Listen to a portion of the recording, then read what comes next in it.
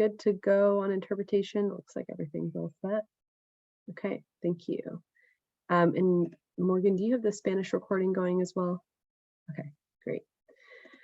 Awesome. Well, thanks again and welcome everyone. And as we get started, Renee, I saw that you were able to get access to your audio. So if you're comfortable, we would love for you to provide a language or land acknowledgement as we get started. Actually, Lumna, I'm sorry, I was just in the Spanish channel and didn't hear either interpreter. Can we make sure that it's working? I'm gonna hop over there and just make sure I can hear Yadira. Sí, puedo escucharte ahora. Okay. Okay, we're good. Thank you. Okay, awesome. Thanks so much. And Renee, if you're able to come off mute, would love for the land acknowledgement. Sure. Thank you, Lena. Thank you, Joel. Thank you, interpreters, too. Claso kamati ometeo, claso kamati atatonatiu, claso kamati tonantinglali, claso kamati abuelitos y abuelitas, and all the ones that came before and all the little ones to come. We live on the land of the Ute, the Cheyenne, the Arapaho, the Shoshone, the Kiowa, the Lakota, the Comanche, the Apache, the Navajo, and 48 tribes that still live and travel through this space. I urgently ask you to recognize, especially with cultural and trauma sensitivity, Indigenous and disproportionately impacted communities, especially when we're addressing environmental justice in these spaces. And thank you for this form of equity. Thank you, Renee. Appreciate you grounding us in that. And so before we jump right into the agenda, we'll do a quick roll call here to see who is present and who is absent.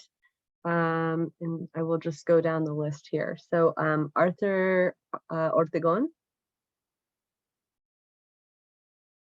Okay, Beatriz was not able to make it today. Doug Dean will be joining in just a few minutes. Ian Tafoya. Elizabeth Scoter. Gary Arnold. Ilda Nusete. Jamie Valdez. Jordan is not able to make it. Kimberly Mendoza Cook.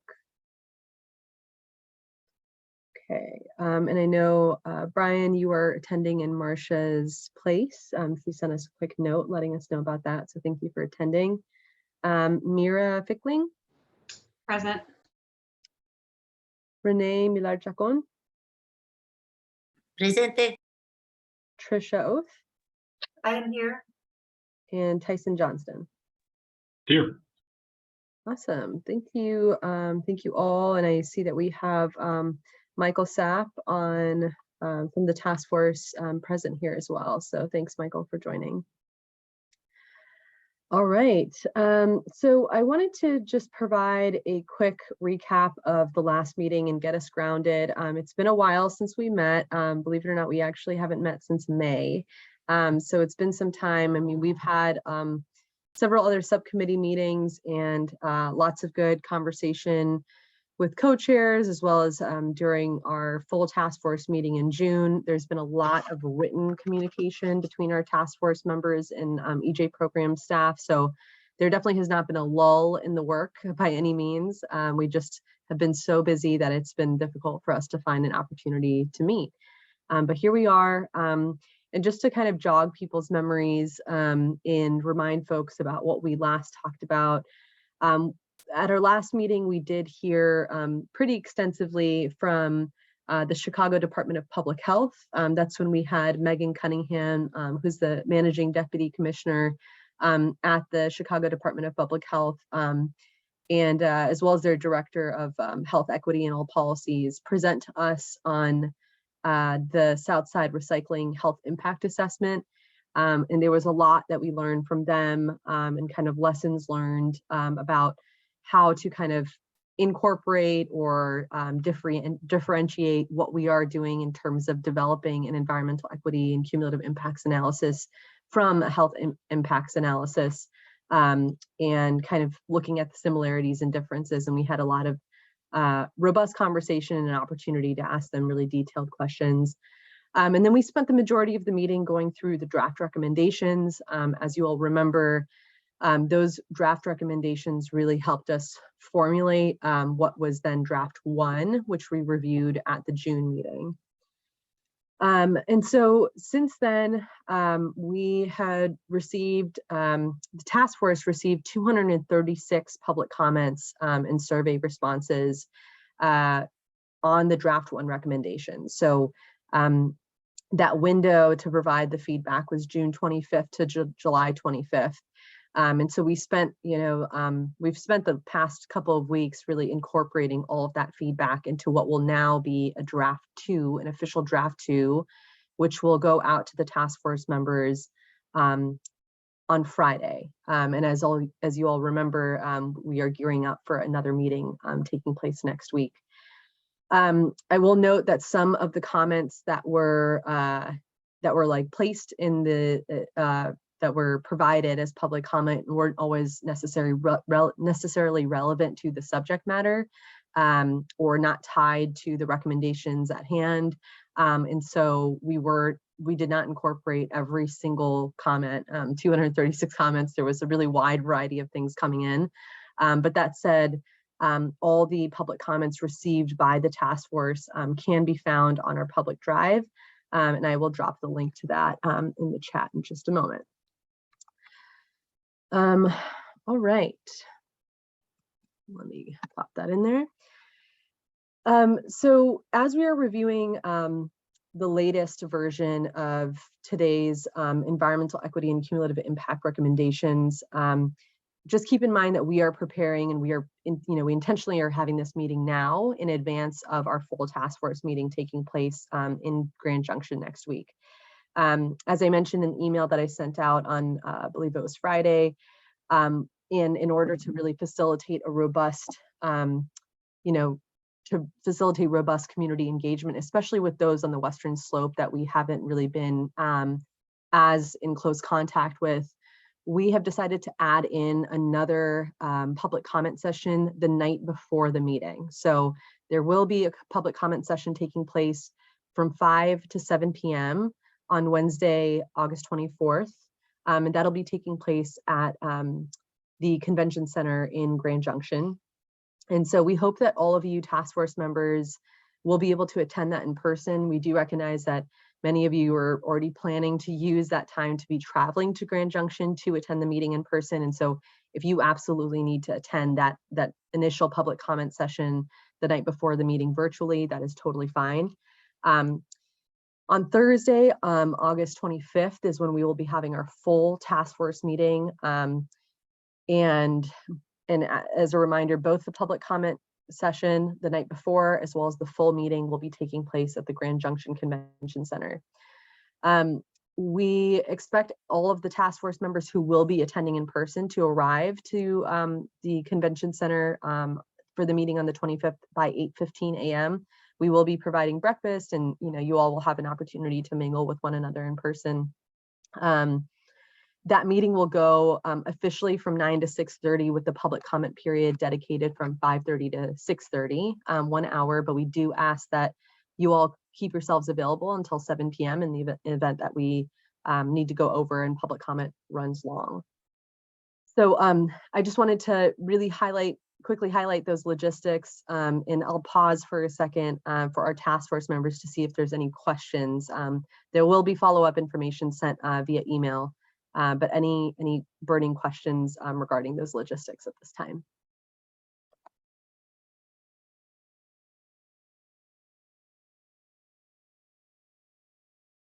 Yes, and Michael, thanks for your question about sending information about the public comment period in Grand Junction. We did release a registration form where folks can sign up for public comment on the 24th or 25th. They're essentially check boxes in the registration form, but we will be sure to make sure that the task force members have that. I sent the registration link in the last email that I sent to the task force. So Michael, you might be able to find it there, but I'll make sure to connect with you in a direct message just to make sure you have that information. We are also developing a flyer for distribution, and so we'll make sure that you all have all of that information The comms team is helping us greatly as we are down a comms person in our EJ program staff, and they've been really stepping up and helping us out there. And so we will be sending several communications materials so our task force members can better help us with outreach and engagement and make sure we have a good turnout on the Western Slope. All right, so all of those logistics aside, the reason that we are here is to talk about environmental equity and cumulative impacts recommendations, and hopefully get them to a better place by the time of our meeting next week. And so we have tried to convert the original bullet point format from the previous draft into more of a narrative version, which we will be reviewing today and discussing in more detail. Just please keep in mind that there's still a lot of room to shape and continue to formulate the recommendations. This is the time that we have to continue to craft them. The recommendations that you see on paper right now are by no means final. So we are really taking in the feedback from you all today. We are continuing to take in feedback from members of the public.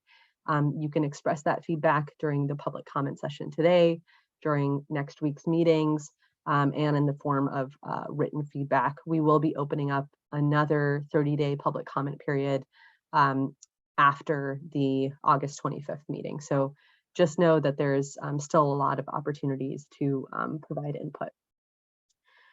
At this stage, I think the most important thing for this task force to focus on is providing additional detail around ideas that really have already been discussed. And obviously new ideas are still welcome, but we've met several times. We've been meeting since December.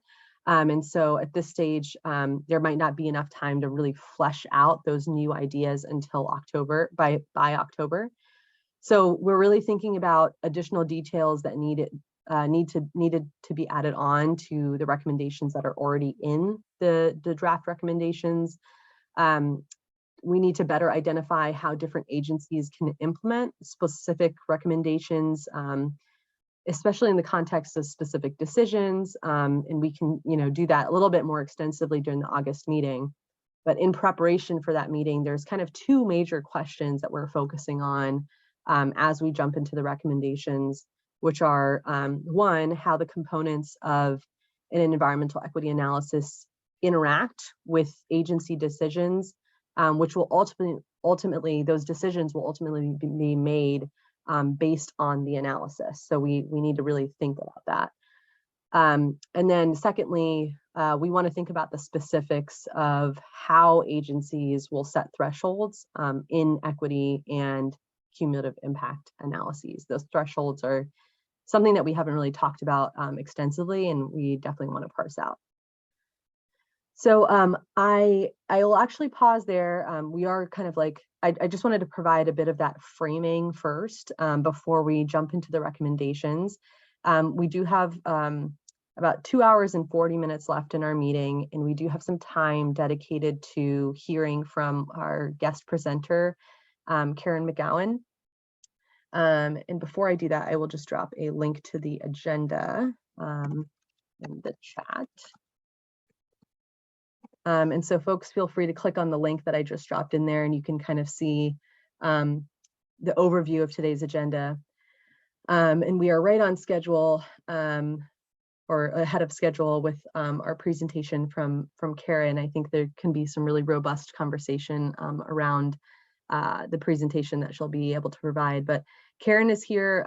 She is a commissioner on the Colorado Oil and Gas and Conservation Commission, and is here to really present on how the Colorado Oil and Gas Conservation Commission considers cumulative impacts. And so we are excited to hear from her and kind of learn from this example. So Karen, I'll turn it over to you.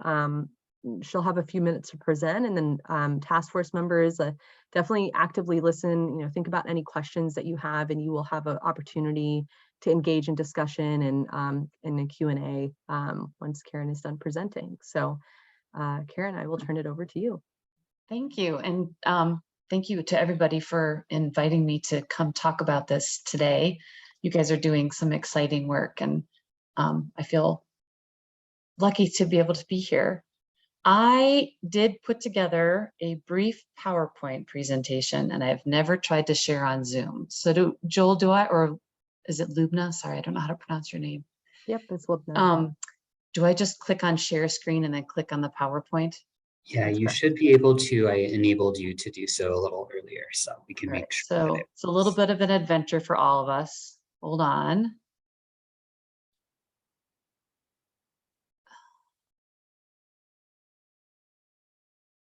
Can you see this?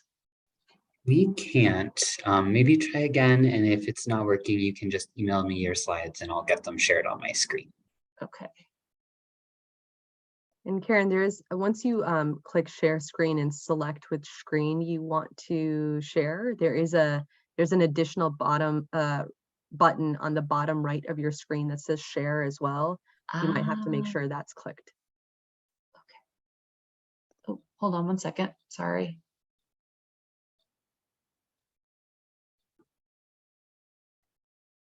I just realized that I just closed the PowerPoint. Starting off real well. No problem at all. We are all well aware that Zoom creates all kinds of issues for all the benefits it also creates.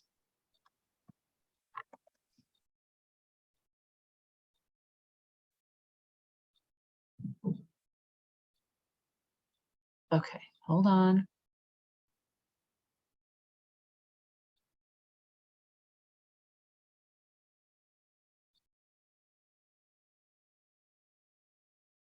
Now, can you see it? Yes. Yeah, we can see it. Awesome. Okay. I think was already said, I am one of 5 members on the Colorado Oil and Gas Commission, and I recognize some of the names on the screens.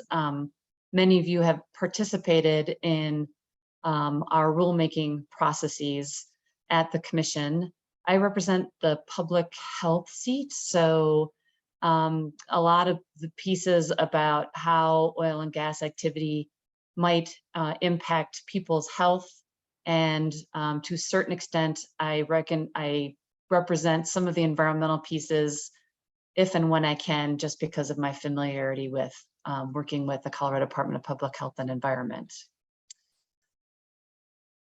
We have 2 parts in our rules that address cumulative impacts. One part is all of our rules have numbers, and they're like the 100 series is definitions, 200 series is whatever. So the 300 series deals a lot with how oil and gas permits are submitted to the commission and how they are reviewed. And there is a cumulative impact piece in that part of the rules. And then our 900 series has a section about how we review the data that is submitted as part of the 300 series. For me, as part of an oil and gas development plan, that's the information that an operator submits to the commission that says, here's what my project is going to look like. It has 3 pieces, but for me, there are 2 pieces that are really important. And one is the Form 2A, which describes to the commission kind of the who, what, when, and how of an oil and gas application or a permit application. So this is a description of where it will be located, what kinds of equipment will be used, what kinds of, when they think it will be drilled, how it will happen, what, so it's all the basic information about oil and gas, an application.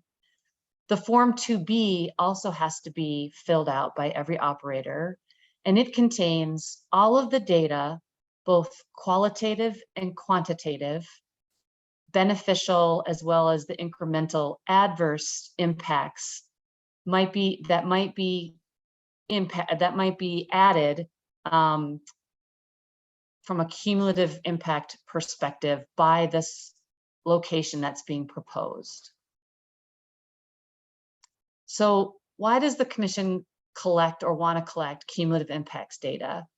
Well, one reason we collected is the Form 2B. So all of the information that an operator gives to us about emissions impacts, water impacts, soil impacts, goes into a database that we call CITER at the Commission. We also use that data to work with our partners like CDPHE to see if we can culminate or put all that data together and not just look at it from each individual location, but also from a basin-wide or a statewide perspective. But that requires us working with partners like CDPHE who have more information than just is gathered from the Commission standpoint. It also helps us in our deliberative process when we are working together as a Commission and we're talking about a permit. A lot of times we'll talk about the cumulative impact data that has been submitted with the permit. And sometimes we ask for more information, or we might ask an operator if a different way of doing business is possible, because we know it might help reduce the impact on habitat or on emissions or on soil impacts, for example. And then at the end of each year, we use all of this cumulative impact data to put together an annual report. So what is required from the operators as part of a Form 2B? They have to submit the air emissions estimates. So it's that incremental difference, what will be added as far as NOx, carbon monoxide, volatile organic compounds, methane, ethane, carbon dioxide, and nitrous oxides. Then they have to provide public health information. What will be added to the atmosphere or the cumulative impact of this location from both the stationary, so that's like the truck traffic miles from bringing in the equipment or trucking away the oil or the produced water, in addition to the additive impacts of the stationary, sorry, that was mobile sources. There's the stationary sources, which is all the equipment that will remain on site for the life of that oil and gas location.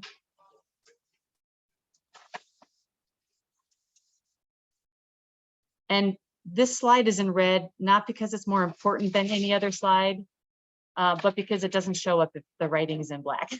So I just wanted to make sure that there wasn't any weird reason that it's in red. So they also have to submit the impacts to water, and from several different perspectives. So if the location is going to be near a state water of the state, they need to share with us what will be stored on site and could potentially migrate off of site and impact those sensitive waters. They have to evaluate what is nearby, a wetland or a riparian corridor, a surface water. And if they are within a certain distance, they have to take baseline measures so we know if anything were to happen, if there might be an impact if something were to spill or to leak. They have to tell us if they're near a public water system intake. They have to evaluate the usage of their water. If you're familiar with oil and gas production, it uses quite a bit of water for drilling and completions. And so we're constantly trying to see if there is a way to not only reduce the total volume of water that's being used, but whether or not there's an opportunity to reduce water. And it's probably less available as an option for the DJ Basin than it is, for example, in other areas of the state where more produced water comes out as part of the drilling process, and they're able to reuse a good quantity of their water in future oil and gas operations. They have to submit to the commission the impacts to soils. So just like if you were to build a house, you see bulldozers come in, it disturbs a lot of soil, it compacts a lot of soil, and the commission needs to know what those impacts might be. And then the operator is responsible for restoring soils back to the conditions that they were in previously. There's a public welfare component. So this is kind of what I usually identify as nuisance information, right? What kind of noise impacts does this activity have? What kind of light impacts, odor, dust, and how might it impact a view that someone had before that they're not going to have anymore because of the walls that go up or because the location that will exist afterwards. And then the operator also has to share with the commission, based on where this location is, what other oil and gas activity is happening there. So the commission can make decisions about how impactful that additional location might be based on what other things already exist there from an oil and gas perspective. But in addition to that, they also share with us what other industrial impacts are occurring. So we know that perhaps it's not just oil and gas that's impacting a location. There might be other industrial sources of emissions or impacts to an area where we might be adding an oil and gas location, and that information is also supplied. Then in addition to the Form 2B, the operator has to submit a cumulative impacts plan as part of their permit application. And this is the place where all of that Form 2B information gets summarized and put in one place, and it describes all the cumulative adverse impacts which are expected to happen or occur due to this location, and then a description of what the operator has attempted to do in order to avoid those impacts altogether or minimize those impacts. And if they've been unable to avoid or minimize, a description of the measures they've taken to help mitigate or offset those impacts. And then finally, the director is required to evaluate all the data that we've been collecting in an annual report. And so the Form 2B information goes into CIDR, and we use that information then to show what has been the impact: water usage, wildlife resources, high priority habitat, emissions impacts.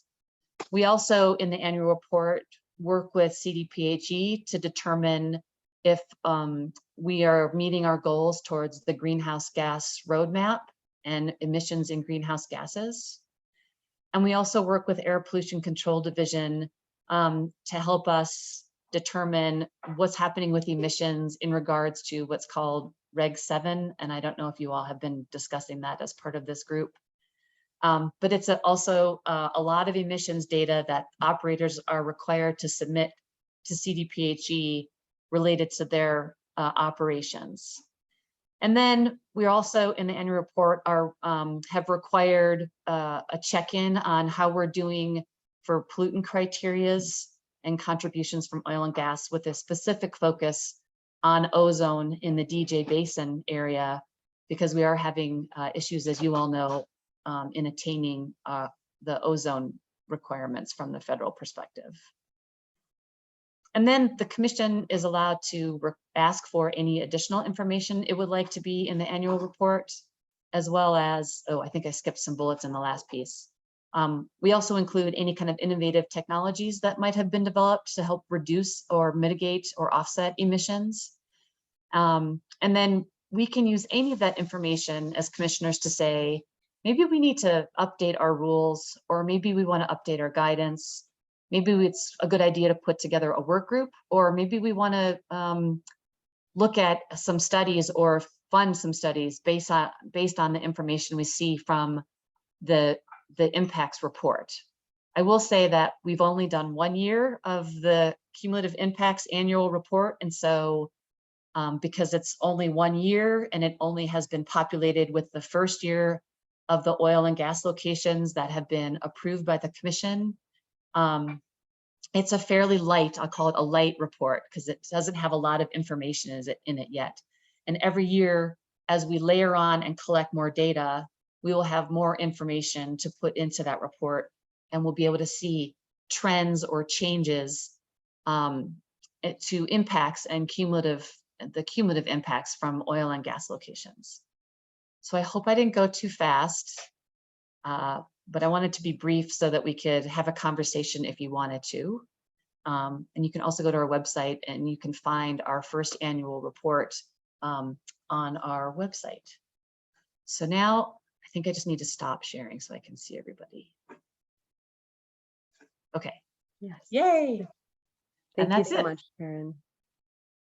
Thank you. And when you get a chance, if we'll try to upload those slides to the public drive so that our task force members have access to them readily as well. So I do want to open it up to the task force members to kind of engage in a Q&A and discussion with Karen. Any questions that you all have, and I guess I'll get us kind of teed up a little bit here. And I think one of our major questions is like, how does the Colorado Oil and Gas Conservation Commission approach meshing with the task force's vision for the centralized equity analysis? Karen, I know you and your colleagues have reviewed our recommendations, and specifically the recommendations around our environmental equity and cumulative impacts analyses. So kind of curious about your feedback there. Thanks. That's a really great question. And there was so much information in the draft proposal and so many good ideas. I think there's a couple of things that from the commission's perspective, and I think from the director's perspective, that we'd love to share with you, which is we hope that whatever recommendations come from the task force take into consideration work that agencies might have already started implementing or putting in place from a perspective of environmental justice, and in this case, very specifically, cumulative impacts. And obviously, our lens is on oil and gas. It's not a larger perspective. It's on the oil and gas and what's happening around cumulative impacts and the impacts from oil and gas production and permits and our approvals. But we put quite a bit of work into what we put into our rules and how we review our permits and how that process works and how the public can participate in that process. And I think that there's some concern of seeing that getting undone or unwound. And hopefully what we're considering here is an additive process, taking things that we like and that we've seen other agencies work on and building on that work. We did work quite a lot with stakeholders to come up with our cumulative impacts process. That being said, this process for us is incremental and additive. It doesn't have a perspective outside of oil and gas. So other air impacts that might be additive with oil and gas is outside of our purview. It does not have that lens. So it's pretty narrow. It's kind of right now based on each permit that gets introduced is how it's reviewed by the commission. So I think, I think there's an important conversation to be had about what would it look like if all agencies, had to centralize their cumulative impacts analysis. What would that really look like? Because our regulatory authority is over oil and gas, not things that are larger than oil and gas. So I think there are some questions around what does a centralized process look like as it relates to the authority of each of the state agencies and what they oversee. And then I think I'll stop there, but those are some of the thoughts that we had as the commission from the cumulative impacts perspective. Yeah, thanks for that. So Trisha, I see you have your hand up, and other task force members, I encourage you all to ask questions as well. You all can just do kind of a hand raise whenever you're ready to ask a question, and then Karen, you'll kind of see the queue come up based on what the order that people's hands are raised, and feel free to call on people if you see that their hand is raised. So Trisha, go ahead. Yeah, we can help facilitate you, Karen. Okay, I'm like, I don't see a I queue. know, I can see your face. And that's because So the presentation was so good. it was really good. That was extremely helpful. So I've got, I don't know, a slew of questions or conversation that I think would be really beneficial. But maybe just kind of starting from as far out and narrow in as we go.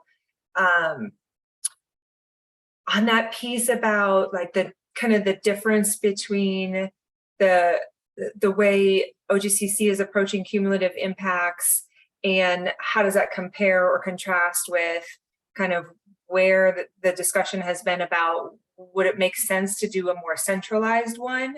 So just to share a little bit of at least the way I've understood how the conversation has evolved and why that's been something we've been exploring is so one potential pathway of recommendations for the task force would be that each agency should do like a cumulative impacts analysis, kind of like what you guys are doing, but do it within the area of expertise that each of those agencies have, right? And within their purview, which has a lot of pros to it. But we also thought about or have talked about, well, what about, I mean, is that duplicative? Is it the most efficient way to do it?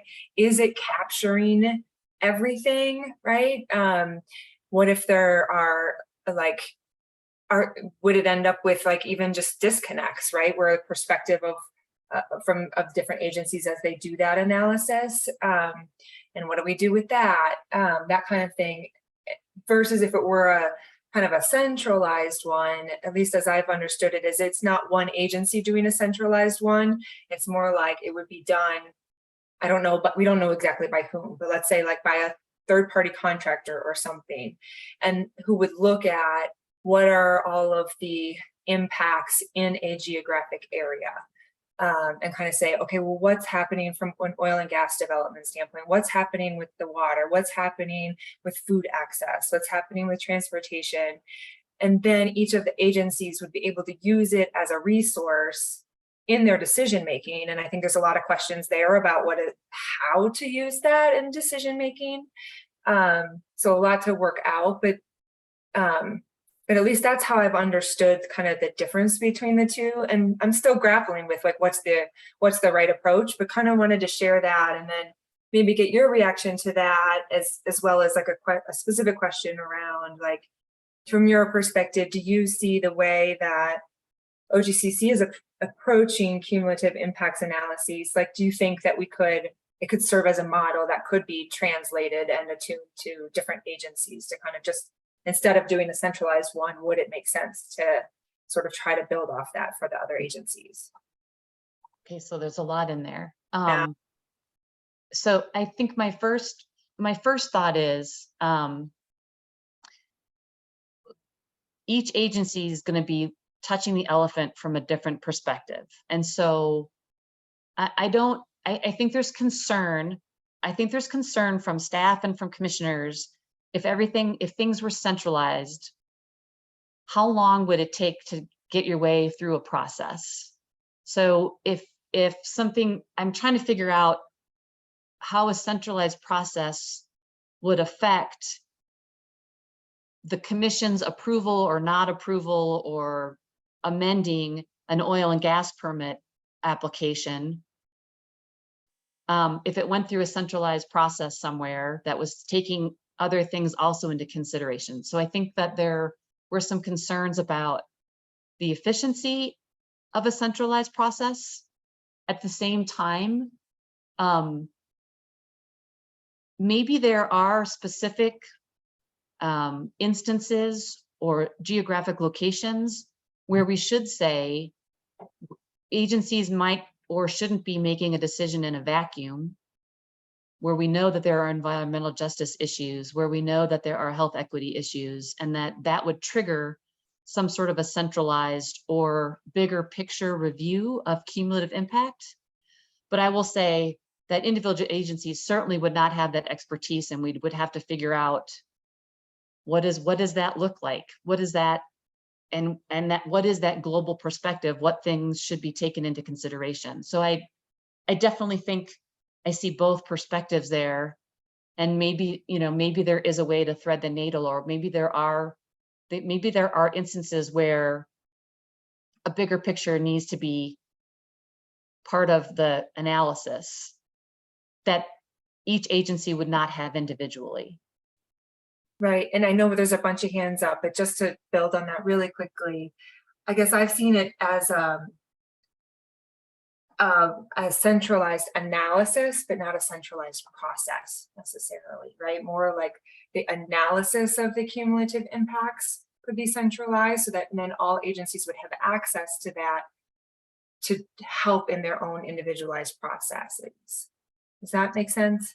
So is it, I'm not sure I'm entirely, so if we were to use the example of the process that we currently have and the cumulative impacts analysis that we have, would there be just a tool that we use that provides us additional information that feeds into our analysis? Great question. I don't know exactly, but one way I could see it would be that, if there were to be a recommendation and it would come to fruition, that there would be, analyses done in various areas of high oil and gas development. That would be a tool, a resource that both the commissioners and the operators, as they're putting together their Form 2B, could use to sort of do help inform that assessment of cumulative impacts, and could potentially just feed into the process that you all have already built. Interesting. I think something that I've been trying to grapple with too is sometimes the impact is not on people for us, but for example, it's in high priority habitat or a water resource. And so I'm also trying to figure out, some of the decisions that we make are trade-offs. You're moving away from people, but now you're in high priority habitat, or you're near now a sensitive stream or something. And how we take all of these things into consideration. And another agency, maybe these aren't considerations that they're working with. Their consideration is, I don't know, and I don't know how big your lens is. So let's just take education, for example, where they're trying to figure out impacts on K through 12. They're not looking at high priority habitat at all. They're looking at probably other different impacts. I don't feel like it is such a huge mouthful to try to tackle. I think from a commission's perspective, we were just trying to figure out, this is what we do, these things that you're considering, how do we actually implement it in our process? How does that look? How does that work? And I'm not sure that I really understand enough, just based on reading the recommendations and the draft, how that all fits together. It's obviously important work for us because we have rules about disproportionately impacted communities and additional things that get triggered when you are within or near a disproportionately impacted community. And we have things that get triggered when other things are impacted, other sensitive receptors like high priority habitat or water resources, for example. And so how does this all fit together? I don't know. If you guys have the answer, I'm going to be super happy. So I don't know what the queue is. So whoever wants to talk next, I'm happy to, I don't know. Okay. Sorry, Trisha, I just wanted to give you a moment to respond if you had something else. No, I think you should go and move into the queue. Thanks, Karen. Awesome. So it looks like we have Brian, and then Renee, Tyson, and then Mira. And just for context for folks, if Brian seems like a new face, it's because he is. So Brian is helping represent Marcia Nelson, our Colorado Department of Transportation rep on the task force. Marcia wasn't able to join us today, and she unfortunately will not be able to join us next week at the meeting either. And so it's my understanding, Brian, that you might be able to kind of step in and fill her shoes a little bit. Just so folks know, in terms of their proxies are not allowed on the task force. So Brian will be a non-voting member in this case. If Marcia was present, she would be able to vote. But Brian, can actively participate and make sure that he is sharing CDOT's perspectives. It's my understanding that Brian, that you are a EJ subject matter expert, so we're very excited to have you. But just kind of similar, I think most people are familiar with Kelly Crandall at the Public Utilities Commission. That kind of often works in tandem with Doug Dean on the task force. So that's kind of what we're expecting with Brian and Marcia as well. So just wanted to give a little context there. And Brian, feel free to come off mute. Thank you, Lubna, for that great introduction. Yeah, I'm certainly not here to fill Marcia's shoes, but maybe take notes and ask clarifying questions. So that's what I'll do. So thank you, Commissioner, for that presentation. I come at things from NEPA lens, an EJ lens, so more focused on the federal requirements rather than the state bill. And I wanted to get some clarification on how your process with Form 2A and 2B, I assume that's in response to the state requirements, the state bill that. Yes, so our rules are based on Senate Bill 181. Great. And which is a state law. But I will say we pulled in, and this is not cumulative impacts, but when we're talking about disproportionately impacted communities and what things or considerations get triggered, we did pull in some federal definitions and federal considerations from that perspective. And because Joel helped us with those, he can probably help me out a little bit better on what we tried to pull from some of those requirements. But definitely, I would say more of a state lens than a federal lens when we went through our rulemaking process. Great, thank you. And can you talk a little bit about, does it take place at the same time? You mentioned that it had to be a part of the application for the permit. So is another part of that application the NEPA analysis, or does NEPA happen later, or? So we do not have NEPA analysis. Right.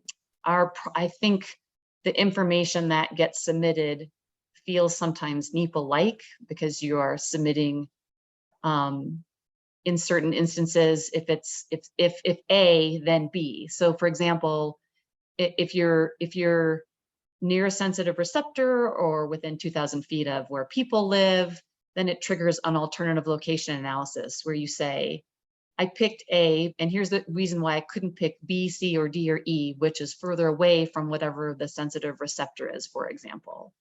And then triggers other things that require you to show perhaps additional minimization or avoidance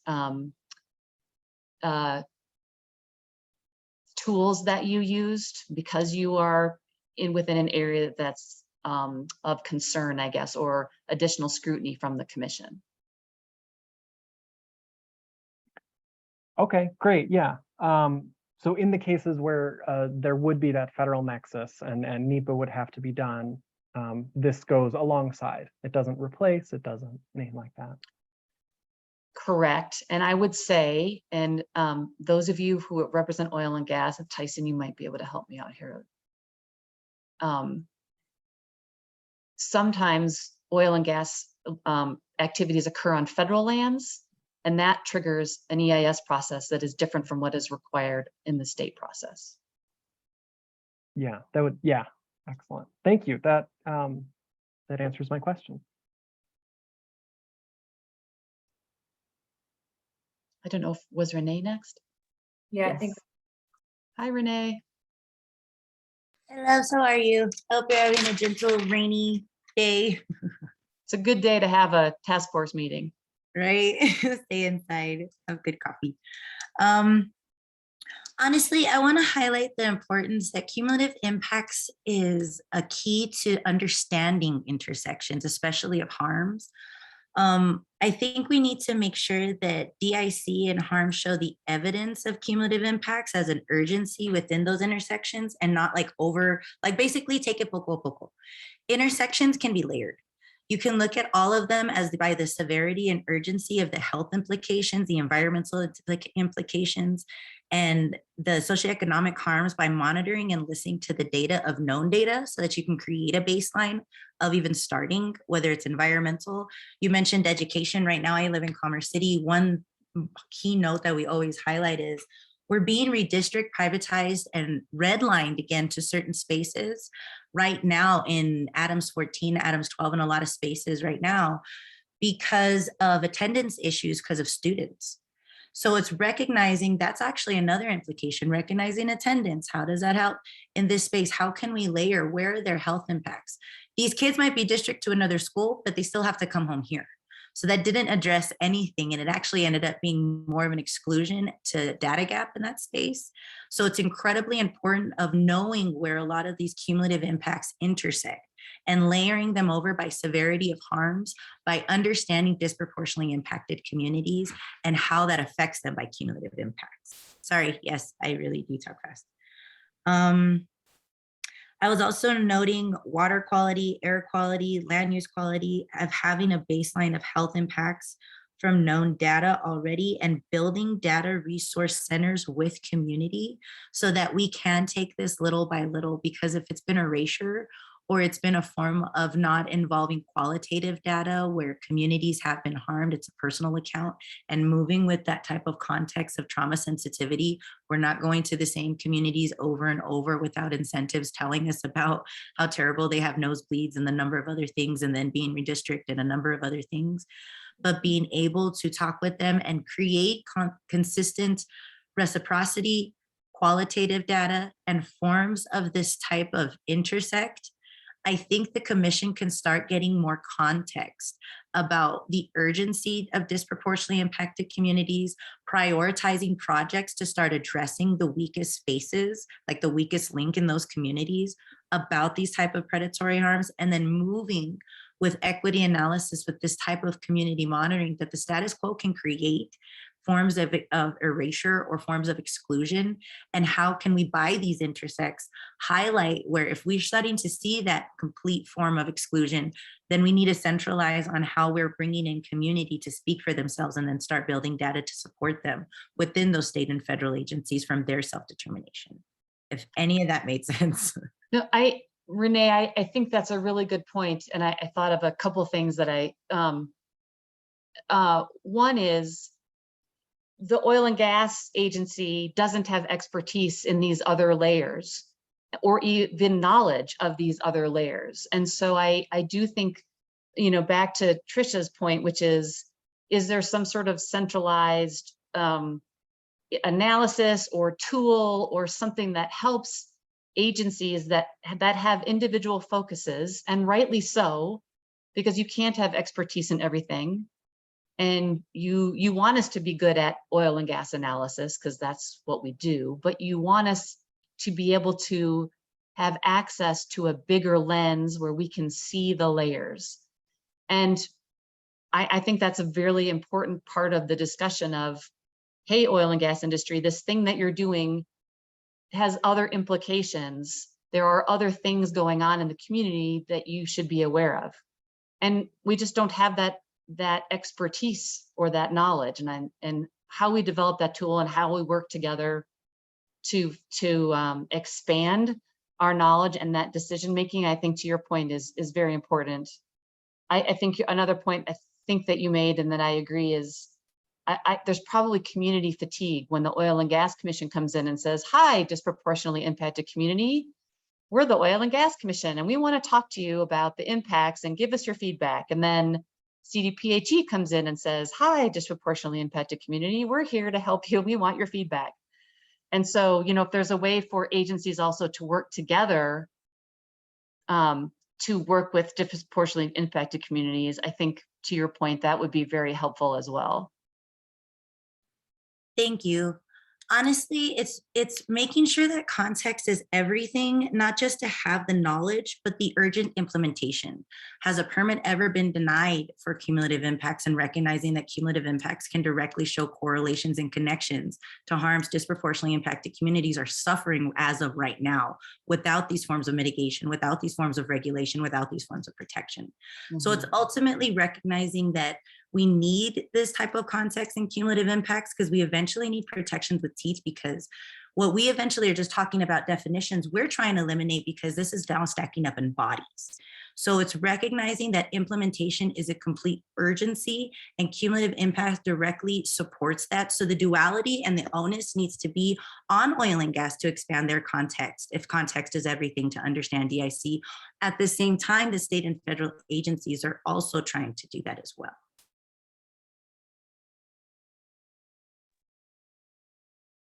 Thank you, Renee. I So- speak fast. I deeply apologize to all the translators too. Yes, as a reminder, please do speak at a conversational pace so our interpreters can keep up. But thank you, Renee, for raising those points. Tyson. Well, Commissioner McGowan, thank you again for coming and giving that presentation. I know it's very helpful to see other processes throughout the state. One of the things I did want to kind of touch on is, you know, the one thing I think the COGC has done a really, really good job of is finding that intersection. Now, it may not be utilized to the level it needs to be utilized, but that intersection is there through our notification process in notifying the CPW, notifying the Forest Service, notifying, you know, disproportionately impacted communities, the local government designees. Now, how that notification gets utilized, for instance, happens all the time in our area, because we are out in more of a wilderness area, where we notify the Colorado Parks and Wildlife, and they ask for a 30-day extension so they can give more comments and feedback, and they will add some suggested conditions of approval, or if they're against it, say we're against it for the X, Y, and Z. And the commission can utilize their expertise and their evaluation to say, should we or should we not approve this permit? I think the utilization, if you're talking about air, water, public health, safety, and welfare, needs to be, which is already part of this, is notifying the CDPHE. It may be beneficial for the CDPHE to be that entity. I mean, they have that ability already to go in and say, we need an extension. Here's our suggestions. Here's what we want to do. Now, does the CDPHE have the staff and the manpower to do that currently? I don't know, but if their primary responsibility is to look over the global, and when I'm going to say global, I mean the state of Colorado's public health, safety, and welfare, and oil and gas is to look over that specific industry. Every industry, you can't just have every industry look over the whole state for every industry's issues, if you will. I guess what I'm trying to say is you can't have, every industry can't be subject matter experts in every single industry. What the CDPHE is subject matter experts in water, health, or water, air, and public health activities. So if you're using these cumulative impacts to go into some centralized database, and they have the opportunity to comment, and it is, they see right off the bat, this is an oil and gas location. It has air impacts. It has potential water impacts, or maybe it doesn't. And it's at or in or near a DI community. They should automatically say, we want to comment on this, and make the request to extend that time period so they can make the comments they need to make and have somebody work on that and make the comments and the suggestions that need to be made. It's got to be a collaborative effort. I don't see a way that you're going to ever take, unless you just get rid of all the commissions that know and just create one centralized commission that approves everything from building to oil and gas to everything else. You're never going to get in a space where you have everything in one place. You have to have participation from the others. And I will say, from experience, when it comes to participation from the Colorado Parks and Wildlife, from in between the BLM, the U.S. Forest Service, and the COGCC, there is a lot of collaboration and effort put into those locations that affect their areas. I would think that as the leader in this movement to help protect DI communities in particular, that expertise and that authority would fall under the CDPHE. That would be my initial thought. Yeah, I mean, and I guess I Tyson, leave that open for argument or debate or however you want to say that. And Tyson, I don't know if you're aware, but I'm pretty sure you probably are aware, there is a consultative process with CDPHE. Yep. And they have already stated that under certain circumstances, they're not going to wait for the local government to ask for a consultation. They will step in and provide some consultation with recommendations and suggestions when an oil and gas application or a permit is near some sensitive receptors. And that includes disproportionately impacted communities, as well as if they see something near a water that they might be concerned about or an emissions perspective. Yeah, And they've been really good at providing guidance to the commission. Yeah, and on that, along that same lines, I think that groundwork's, I mean, we can have Joel expand on how much really went into those decisions to add those receptors out there for a permit approval process. But in my opinion, I think it's a model that almost any industry can follow, to say, hey, here's how you go through with the permit, and here's how you make sure you notify the correct entities, the correct people. There will have to be a lead, if you will. It's not necessarily a centralized place, but it has to be a lead in when it comes to, you know, okay, you have cumulative impacts of oil and gas, you have cumulative impacts of construction and, you know, in schools and, you know, other industrial areas. There has to be a centralized person. I think the centralized respondent in that really needs to be the CDPHE, because they're the only statewide agency that looks kind of at everything. They're involved in every industry, every part of air, water, and public health. So that's my 2 cents, but I'll let everybody else discuss for a while. Yeah, thanks, Tyson. And we are running a bit behind schedule. I do want to give Mira and Ian an opportunity to ask their questions. So we'll kind of extend for just a few minutes before we take a short break.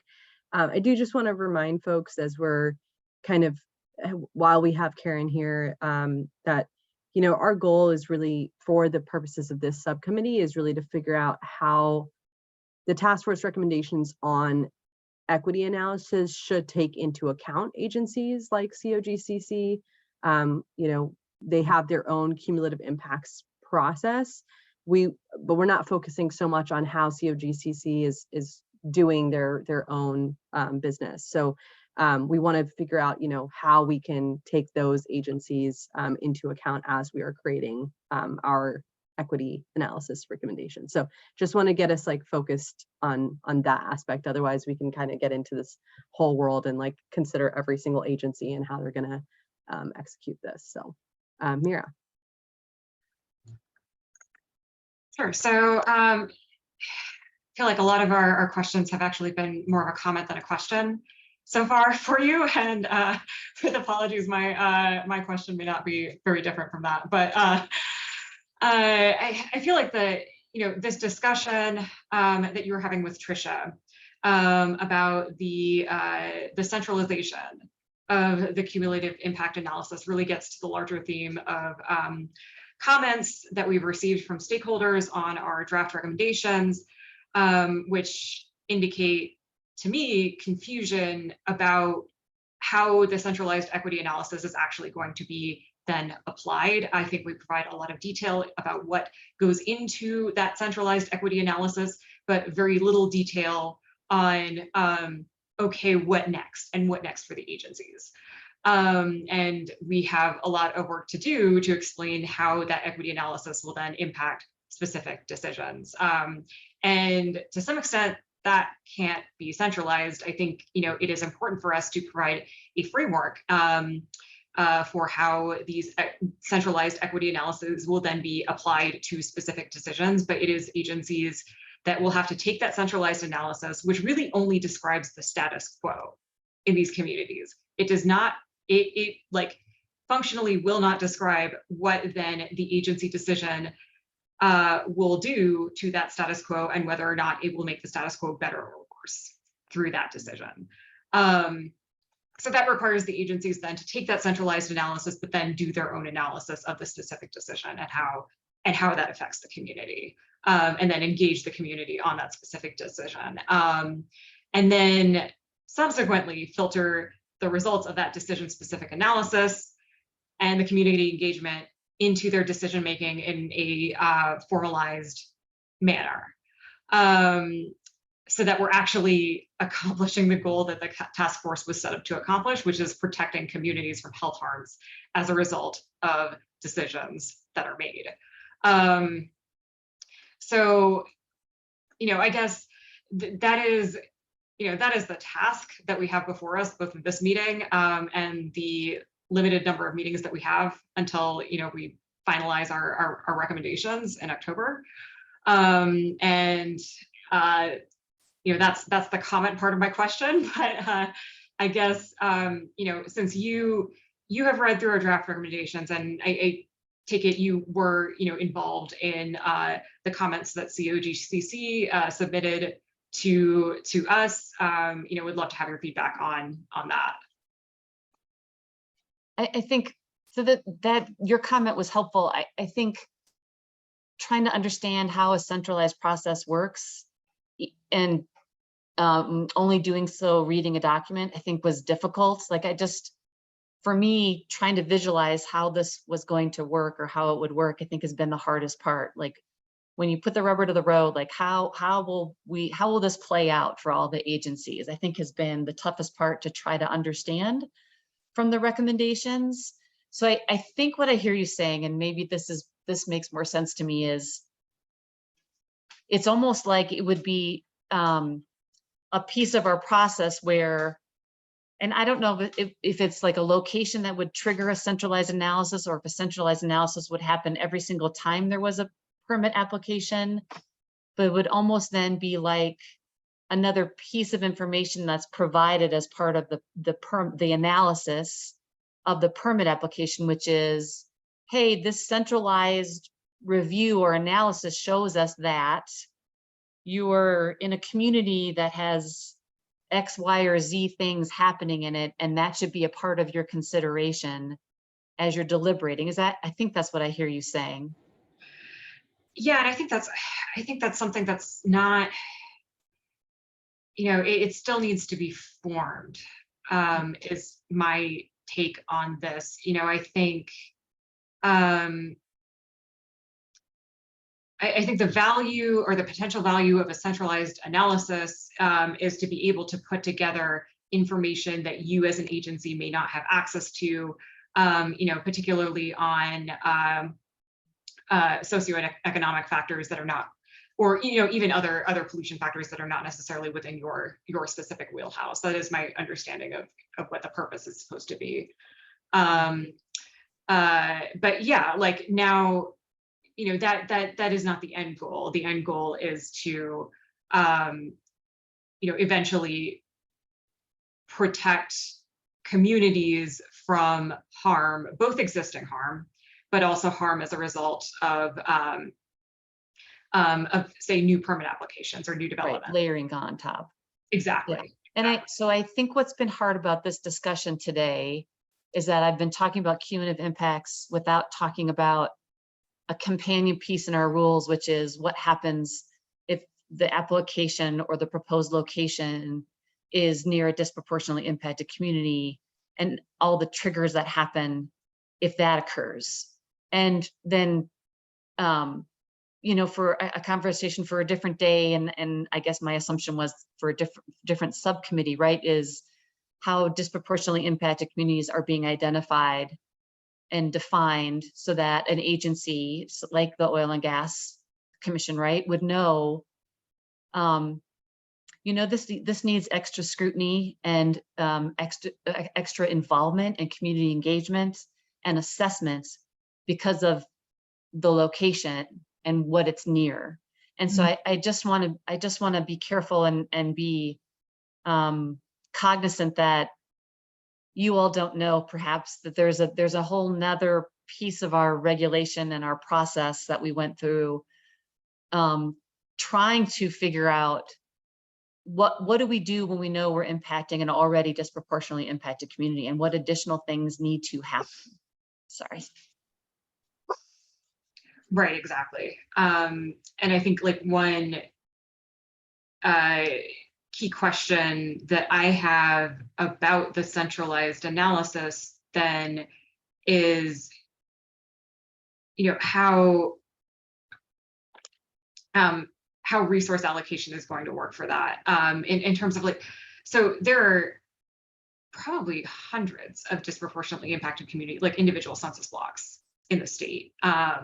You know, so how then are we allocating resources to cumulative impacts analysis in those communities? Do we regionalize those analyses? Does regionalization have any impact on the quality of those analyses? That to me at this point is not like that operationalization is just not well formed. And I think it's kind of an open question that we need to discuss. And then of course, having robust guidelines around, you know, how this ultimately, you know, what ultimately do you need to do when you're making decisions to protect disproportionately impacted communities that have been identified. I'm glad you all are doing the work and I'm not. That's a huge, I mean, a huge lift, even in our rulemaking, right? When we were trying to work through these things only from the oil and gas perspective, I'm like very appreciative of all the work that you all are going to put into this, because there is no easy answer. I know you're all on a timeline. I think Ian had one. I don't know if it's going to be a question or a comment, Ian, but I'm here. No, it is a question for you. Hi, my name is Ian Tafoya. I'm one of the co-chairs of the EJ task force, and I agree with you. It's a big lift to have this conversation. But as you've gone through this process yourself, I'm just curious about the mitigation and offset conversation. You know, having engaged on several rulemakings and being from an environmental justice community myself, my mother's still living there, I think so often agencies are quick to go to mitigation and or offset, but we don't really feel like it truly realizes the protection of not doing the project. And so I'm just kind of curious how mitigation offset fits into your calculus as you make a decision. For example, if we wanted to make recommendations about when and when not to use such things. It's a really good question. And I will say that so far the commission has had the most struggle with mitigation and offset as it relates to high priority habitat. So far, operators have not, I'm going to knock on wood now, submitted an application with it that is within our disproportionately impacted community definition. And so mitigation and offset has mostly been a pretty robust conversation as it relates to high priority habitat, and some commissioners' concerns that operators are going straight to, I'll just pay this mitigation fee and it goes to the Department of Wildlife, and they're going to figure out somewhere else how to figure out how to preserve habitat for this, whether or not it's a sensitive species or winter concentration habitat or whatever the situation is. And we have not had to deliberate about that yet as it relates to disproportionately impacted communities. And I think it would be a very, there already are some concerns from some of our stakeholders that perhaps operators for an individual, not a community, but for an individual are perhaps saying, I'll pay you extra if you're willing to have the location nearer to your home. Then it only affects one person, right? And is that mitigation? You know, what does that really mean, and how is it helpful or not helpful from an equity standpoint? And So then your question's super important, and Mhm. I feel grateful that we haven't had to really take it head on yet. Yeah, I just want to reiterate the question and then I'll pass it on, Lubna, that I heard Renee Chacon ask, which was, has a permit been denied at COGCC because of concerns around cumulative impacts of pollution? Yes. Okay. I just wanted to make sure I heard that. I didn't hear it. I'm sorry, I didn't know that was a question from Renee. Renee had a lot to She say. said a but lot of yes. things. She definitely said a lot of things. And I think, I think COGCC is a perfect example of this, of like, you have more than one source in a space, but they might be controlled by different people. But their pollution all adds up the same. Yeah. I will say in that case, though, the community was not a disproportionately impacted community when we said no,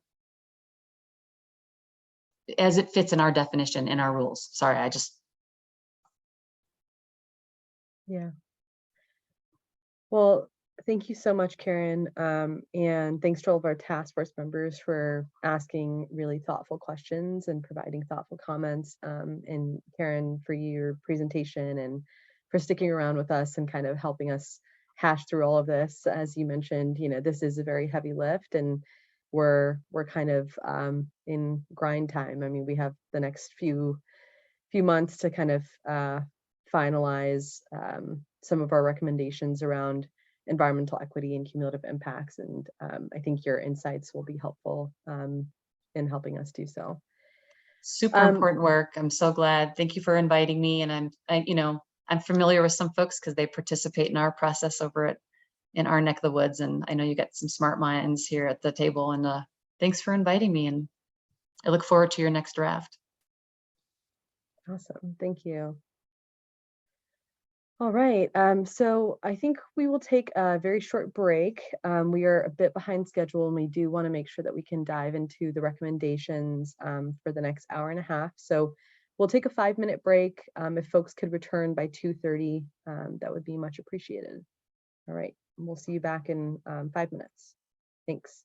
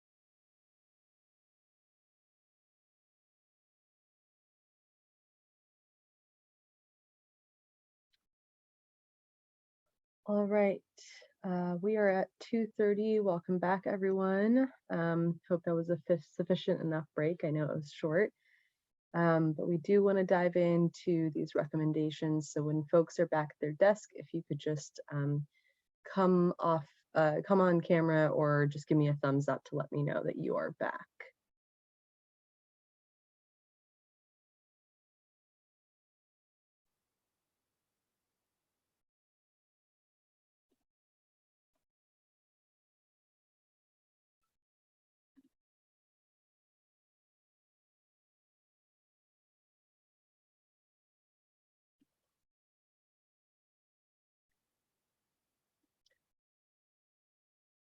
Okay, it looks like we have most folks here. So thanks for that. All righty. What I'm going to do now is just drop a link to the recommendations. This was hyperlinked in the agenda that Joel provided earlier, and this is what we will be spending the majority of the meeting doing, the rest of the meeting. We did want to provide 15 to 20 minutes towards the end for public comment. If our conversation runs over, I might ask those who are online now who are interested in providing public comment just to let us know that you would like to do so in the chat, just so we kind of add you to the queue and have a good sense of timing in terms of how much time we really need to allot to public comment at the end. So I will just turn it over to Joel here in just a second, but again, wanted to emphasize, similar to how I did at the beginning of the meeting, these recommendations, we are gearing up for a draft 2, which we will be sending out to the full task force on Friday.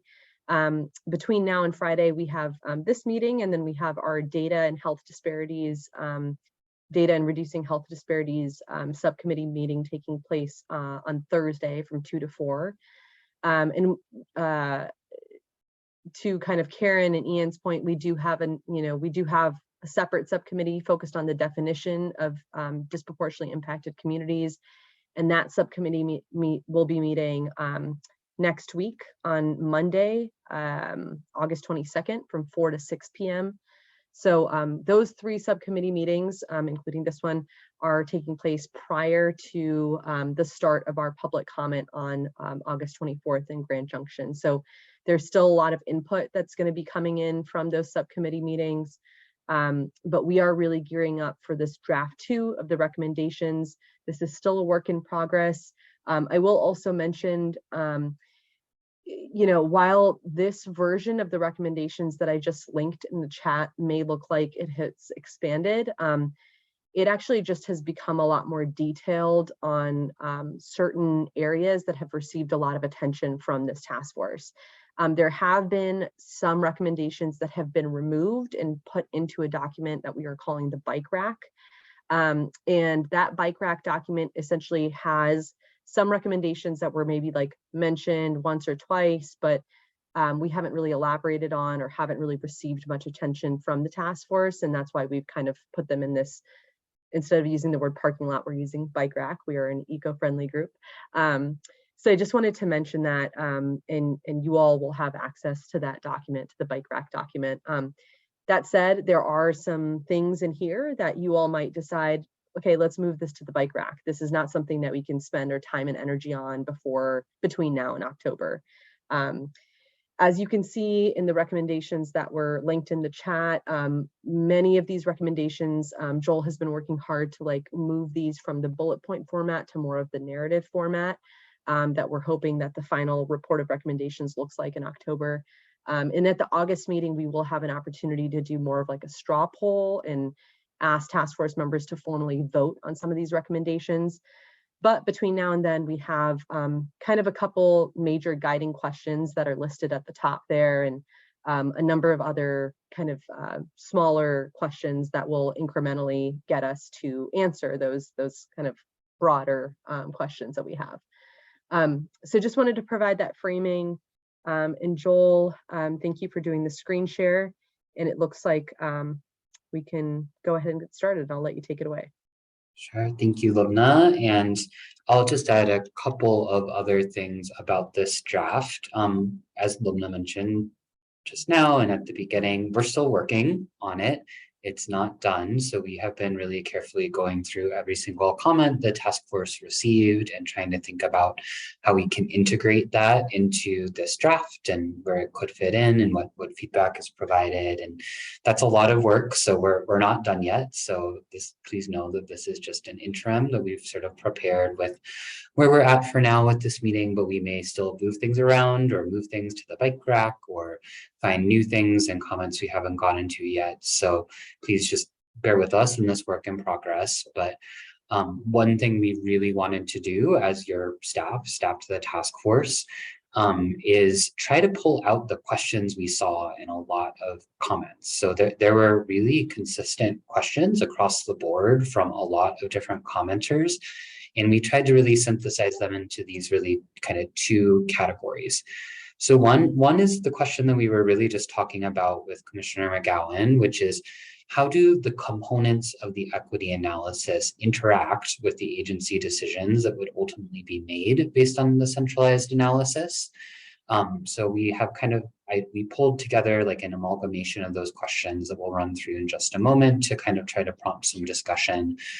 The other question that we got really a set of questions we got just a lot of were questions about the concept of setting thresholds in the analysis. And I would say nearly every commenter who submitted detailed written comments raised questions about those thresholds and how would they be set and how would they work. So those are really the two topics we want to focus on today.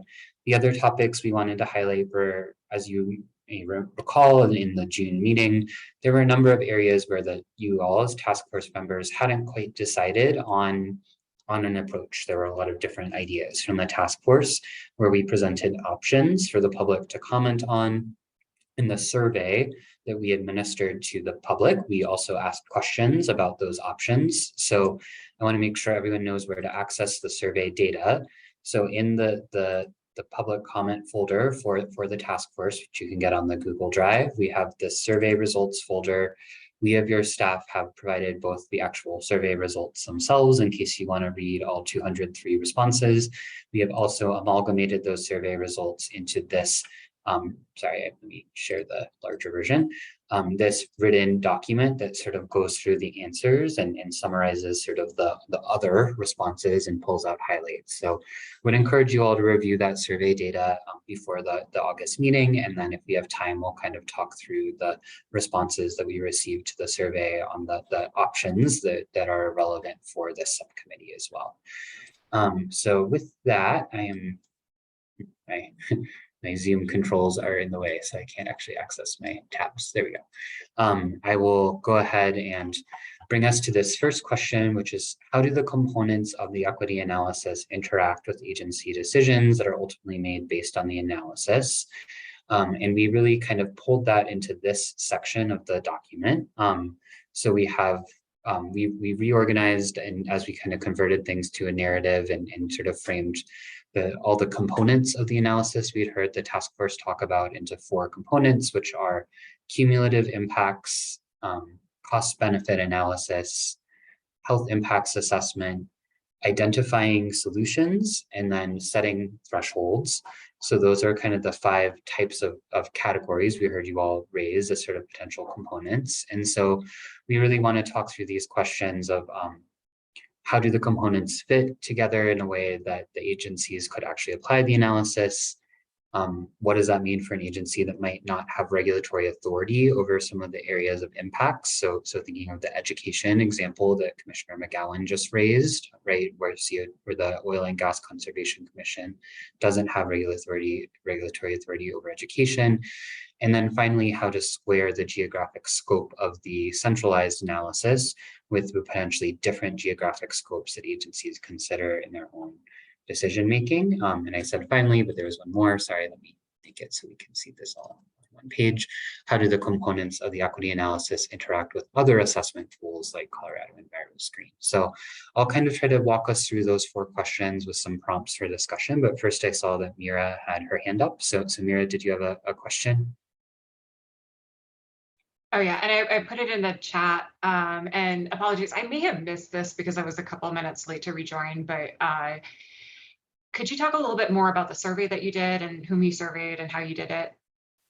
Yeah, absolutely. So this was one of our many efforts as your staff to really encourage public feedback on the first draft of the recommendations. So we administered the survey, which I just realized we can't really link to because it's no longer public. And if we share the link and make it public for everyone, then people will be able to fill out the survey still. And we sort of wanted to close it so we could wrap up the analysis.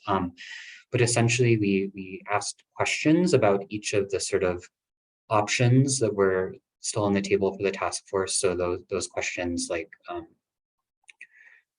you know, what should the, be kind of good one. So who should use the equity analysis, right? Where task force members kind of didn't have a clear consensus that we could hear at the June meeting, we sort of developed a survey that presented the different options the task force was considering on each of those questions, as well as asking questions around kind of the outstanding questions. So for example, the definition of disproportionately impacted community subcommittee has raised as an outstanding question, should the housing cost burden prong stay in the definition, but not necessarily reached its own answer on that yet. So we tried to pull out all those kind of big outstanding questions for the task force and administer a survey. So we distributed the survey in a lot of means through a press release, through social media, through a email on our listserv, and then really tried to encourage other agencies to help us get the word out, which they did about it. So it was distributed fairly widely and ended up with 203 responses. So does that answer your question, or are there kind of other methodological questions you have? That's helpful, thank you. Great. And I should say it's not, I believe it says this at the top of the survey, but we have not done any statistical analysis and we did not ask demographic questions. So we can't, guarantee representativeness of the data. It is truly just anyone who wanted to fill out the survey. So, and I think, as you can see in the data, there are a lot of different views represented. So hopefully that does mean it kind of shows the perspectives of a wide range of Coloradans, but we didn't collect that demographic data.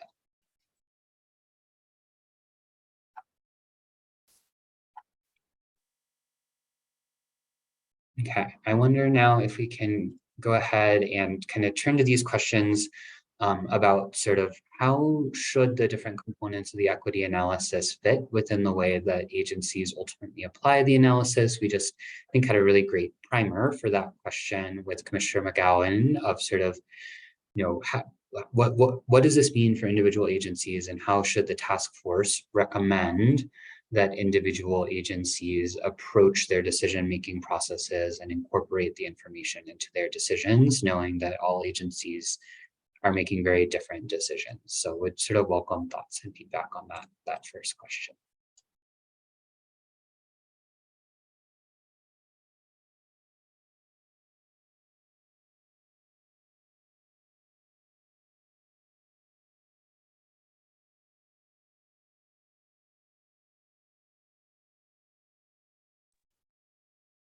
Well, I guess I'll jump in. I don't know the answer to this question, but I appreciate that you guys flagged it as a major one, right? It sounds like both based on the discussion we had earlier in the meeting and from the feedback that we've gotten, it seems pretty unanimous that there's a lot of confusion and uncertainty about how to do that, and without a clear recommendation from the task force, this kind of approach has the risk of not being implementable and affecting change, which I think is concerning to me. If we were to move, if we were to move forward with a recommendation of, we want to make sure that it's really going to have an impact, right, and is going to improve health and community. So I guess I'm struggling with this a lot. Tyson, yeah, that's why it is such an important question, Trisha, because I think ultimately I think some of that's where those concerns we saw in the comments came from, is how do we ensure that this really great analysis that we've designed with lots of components isn't like a paper exercise, that there is really a way for agencies to use the information. So yeah, Tyson, I see your hand up. Go ahead. Well, I guess my issue is not knowing. We're still not sharp on what the analysis is exactly. All of the different components of the analysis. So how to tell agencies how they would apply that analysis when you don't know. It's kind of a cart before the horse thing. And I know it sounds like a broken record from a different side of things, but it's, you know, when you think of things like alternative location analysis and environmental impacts, and, you know, you can pretty much use any instance of an environmentally harmful scenario or an environmentally impactful industrial application, that there's going to be, you know, if it's put here, it's got more impact. If it's put there, it's got less impact on X, Y, and Z. But there's always going to be a subjective view on what is similar to what she brought up in regards to high priority habitats versus DI communities versus, you know, so on and so forth. And that's going to change by industry. So I really don't have a suggestion. I guess I'm just bringing up the point that not knowing exactly what falls in this analysis, what is the scope of this analysis as it pertains to air, as it pertains to water, as it pertains to whatever else is included in that. How is it scoped, and is it, you know, is it scoped the same for every industry? You know? Yeah, Tyson, that's a great point. And I think that's why, as Commissioner McGowan said in her parting words, this is hard. So, so I think maybe if it's helpful, I can just run through. I think you all have done actually a really good job so far of identifying what would be in the equity analysis. That's really where a lot of the subcommittees discussions and the task force discussions have gone so far. And so we have kind of condensed that into this section. So maybe just to review, and this obviously it's up to you. You all will make final decisions about this, but what we've heard so far is that there would be kind of 5 components to the analysis. So the first would be considering cumulative impacts, and sort of what does that mean? It's comprehensive in nature. It is sort of specifically considering really, I would say, all possible categories of impact and factor, right? You all did a great brainstorming exercise that we then sort of supplemented with specific feedback from various folks. So for example, the Public Utilities Commission sort of suggested that we disaggregate power aggregation and other industrial activities to better understand that. You know, we got a lot of great feedback there. So that's one part is cumulative impacts analysis. The second part is the cost benefit analysis that we discussed really extensively at the June meeting, that kind of considers both sort of benefits to communities and costs to communities of certain decisions. And you all provided sort of really a lot of feedback about tools for doing that, and specifically how to think about workforce implications. Another idea that the task force has brought up that would be a component is a health impacts assessment that looks at how all the different impacts identified could impact the health of a disproportionately impacted community. Something else that the task force hasn't talked as much about, but definitely some, is that the equity analysis should sort of identify relevant options or solutions to sort of address or mitigate harm. And then finally, the concept of thresholds is something that you all have brought up as part of the analysis, which would be sort of identifying a potentially quantified maximum limit of certain pollutants that could be allowed in an area without severe health impacts, though obviously there are a lot of questions about that. That was our other topic to discuss. So I don't know if that helps Tyson of kind of thinking through those 5 components of cumulative impacts, cost benefit analysis. And no, and what I was more referring to is so far we've kind of compiled this amalgamation of a lot of comments and a lot of things to go into this, hey, here's somewhat of a makeup of an analysis, but it hasn't been like there's still a lot of general and a lot of unanswered questions in what you just went over. I'm having problems applying that in actuality when there's some major overhanging questions, especially when it comes to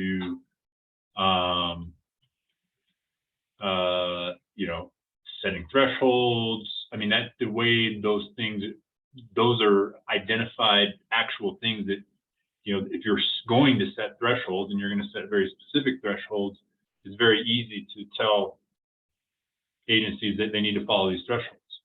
If you're not going to set thresholds, but say, hey, this needs to be evaluated and considered, then that's a different application, I guess, is where I'm going.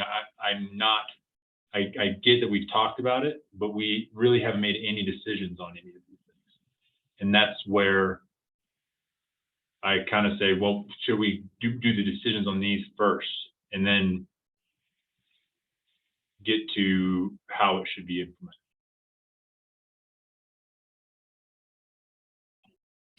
yeah, it's a great question, and I don't want to turn it back to you, but really that's a question for you all as the task force, right? Is how do we take what we have so far and refine it and add the detail that we need to sort of help everyone understand what the recommendations are so that you all can make an informed vote, right? And we don't have to start with these kind of unanswered questions. Like we could focus on getting more detail on what does the analysis look like, though I do think we've spent more time on that so far, so that's why we as your staff started with kind of these other questions. So Renee, go ahead. I could see why it always feels so daunting and overwhelming, but I feel like given these new descriptions that were never applied already to state and federal agencies, that's already applying now the path to equity analysis. So now our job is trying to help when they apply these implementations, are they applying these forms of context continually so that it doesn't return to the status quo? Are they prioritizing the living health and safety to those communities, especially since we already know the status quo does to some form and has already, because of environmental racism pointed out about several different bills, prioritize industry's benefits ahead of the living health and safety? And how can within those state and federal agencies follow those actions to live within these disproportionately impacted communities context? Sorry, my family has COVID right now. And prioritize the living health and safety as we go forward, because these contexts aren't given in this space already when it comes especially to cumulative impacts. And now seeing the health disparities, seeing the environmental disparities, we need to continually check in, and we already have the forms of data, right? Where we can build these forms of at least a baseline, and then where there's a path of where there's been severity by the layering of understanding different spaces. And then those state and federal agencies can start building their own path about how to help communities mitigate and protect those communities better, since they're a living space that should be as equitably analyzed as industry already has for their economic benefit, if all that makes sense.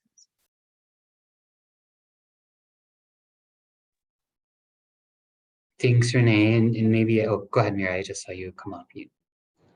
Sure, and just to weigh in on this discussion, you know, and I think this addresses your point, Tyson.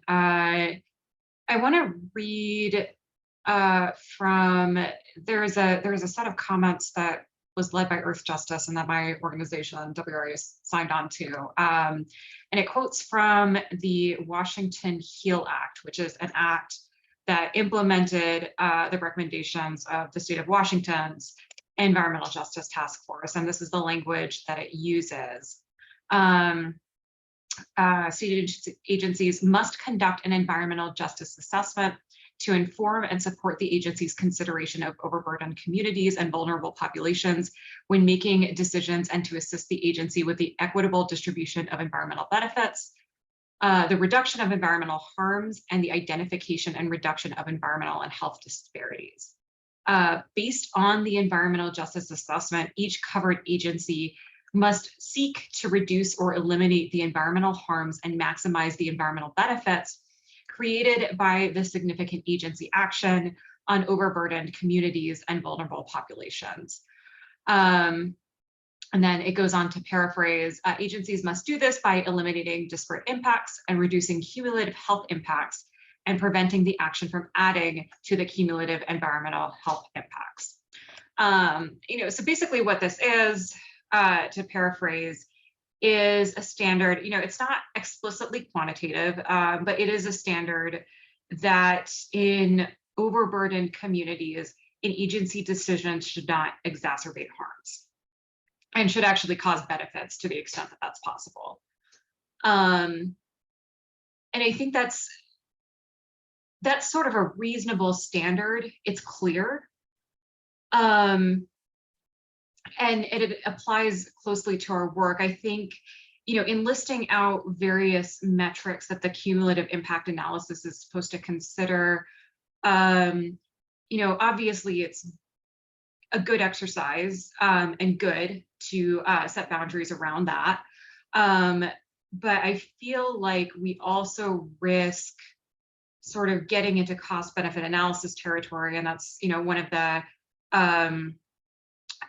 critiques that I had when I read the draft recommendations, is that it sort of veers into cost benefit analysis territory, where we sort of like quantify in dollars all of the costs of the various sort of, impacts that we're considering and add them all up and see whether, the balance comes down on one side or the other. And I just don't, in rereading House Bill 1266, that's just not what this task force is tasked with doing. This task force is tasked with preventing environmental and health impacts to communities that are already suffering too many environmental and public health impacts as a result of previous agency decisions. And so that is the primary goal of this task force, and that is what are supposed to be mitigating. And I think like being able to state that in plain language, yes, it's not a quantitative threshold, but I think it actually does a better job of advising agencies as to what they are supposed to be doing with this analysis and how they are supposed to apply it to decision making. I feel the cost benefit analysis concern, by the way, too, completely, because that's a big and daunting task.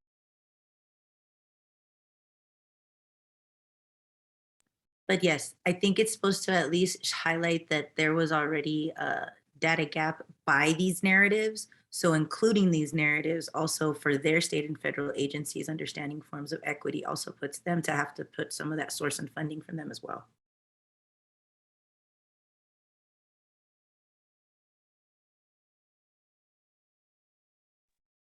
Well, we're obviously taking more detailed notes on this discussion, as we always do, but I'm trying to kind of capture some of the responses that I'm hearing from you all to some of these questions here, so that we can think about how to continue the conversation and evolve the actual document we send to you all to think about for the August meeting. So, Mira, I might kind of ask you a clarifying question. I think that in many ways, the approach of the Washington HEAL Act is sort of different than the centralized analysis that we've been talking about so far. So I would kind of ask is, do you see like a blending of the two approaches of a centralized analysis with the sort of Washington HEAL Act approach for sort of instructing agencies in how to implement it, or could you kind of provide more details about kind of how that would fit within the current construct, if at all, of what the task force has talked about?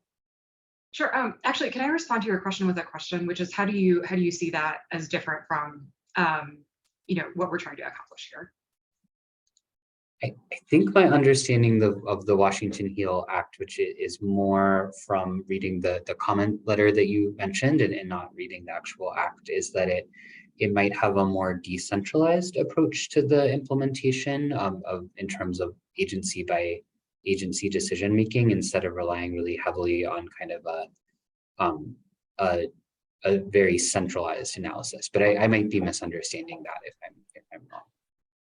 And I actually think that gets to the point that I was trying to make earlier, which is, I don't think that we can avoid decentralizing this process completely. Like, I think, I guess my understanding of the purpose of the centralized analysis was to promote efficiencies by gathering certain data that it would be helpful for the agencies to be able to consider on the status quo in various communities in advance, so that could be then filtered into an analysis that would ultimately inform agency decision making. But ultimately, like, the individual agencies themselves are the ones that have to make the decisions. You know, so in that way, I don't see them as separate or either or. And in fact, that's something that I think we really need to avoid in constructing these recommendations, is like any sort of perception that the cumulative impact analysis is, the end product, because it's not. The agency decision is the end product.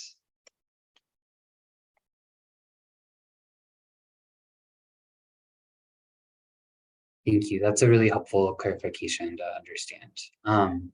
So, and again, we're trying to get lots of ideas on paper here and really get closer to kind of incorporating this discussion in. So I'm trying to take notes on what you all are saying live, and if I miss a concept or don't summarize it correctly, just put your hand back up and we'll get it fixed. And I believe you all as task force members also have edit doc access to this document, so you're welcome to correct any of my notes as well.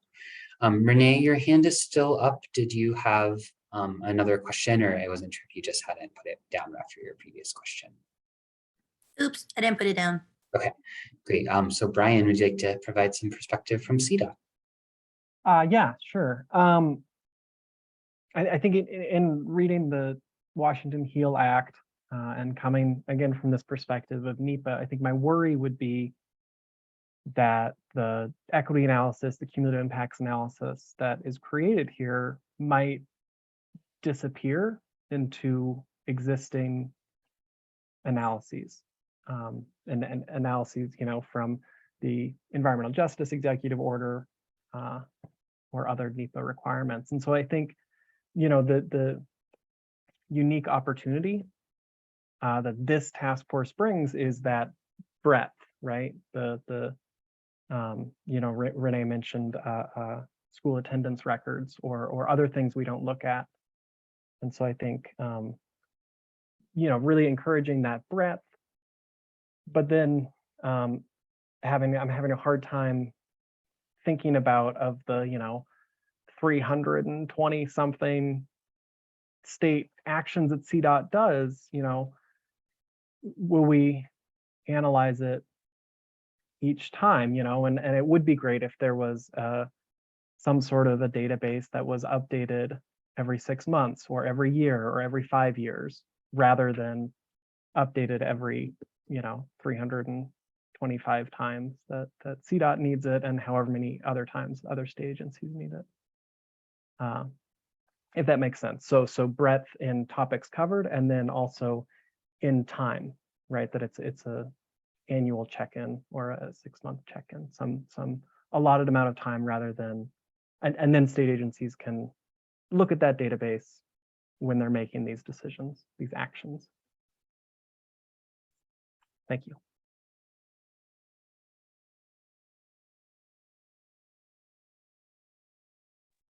Thanks, Brian. Tyson, please go ahead.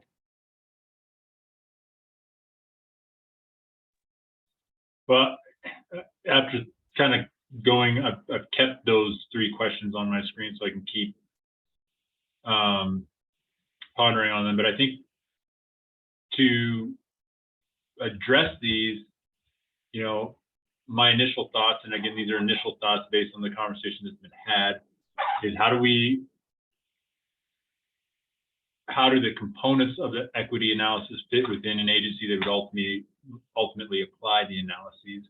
I think one, it's got to pass, the applicability test in two ways, and that is one, an environmental,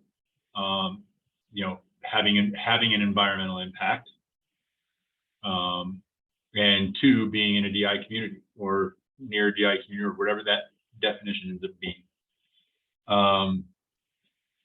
And ensuring that it's elevated because it kicks those two thresholds. And in the case of an agency that doesn't, the COGCC had to rewrite its mission to include public health, safety, and welfare. And that should really be applicable. What we're asking here is any industry that has an environmental impact should have that at the forefront of their requirement, right? I mean, and this is a little bit of selfishness on my part, but why is oil and gas the only one who had to change their mission to include environmental health, public safety, and welfare? When there's so many industries that have an effect on that. So if that's part of your mission, if that's part of what you're responsible for, this is applicable for every industry. There is no question as to an industry that doesn't have regulatory authority to address something that involves public health, safety, and welfare.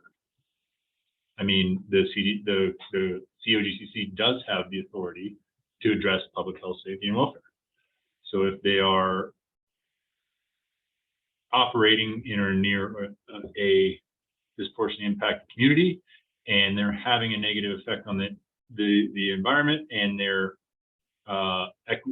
equity analysis comes back, and they need to not approve that project or approve that project based on whatever the analysis says, they have the authority to do that already. So I don't think that second one, I'm not really concerned about that one, unless there's an industry out there that just has no due regard for public health, safety, or welfare.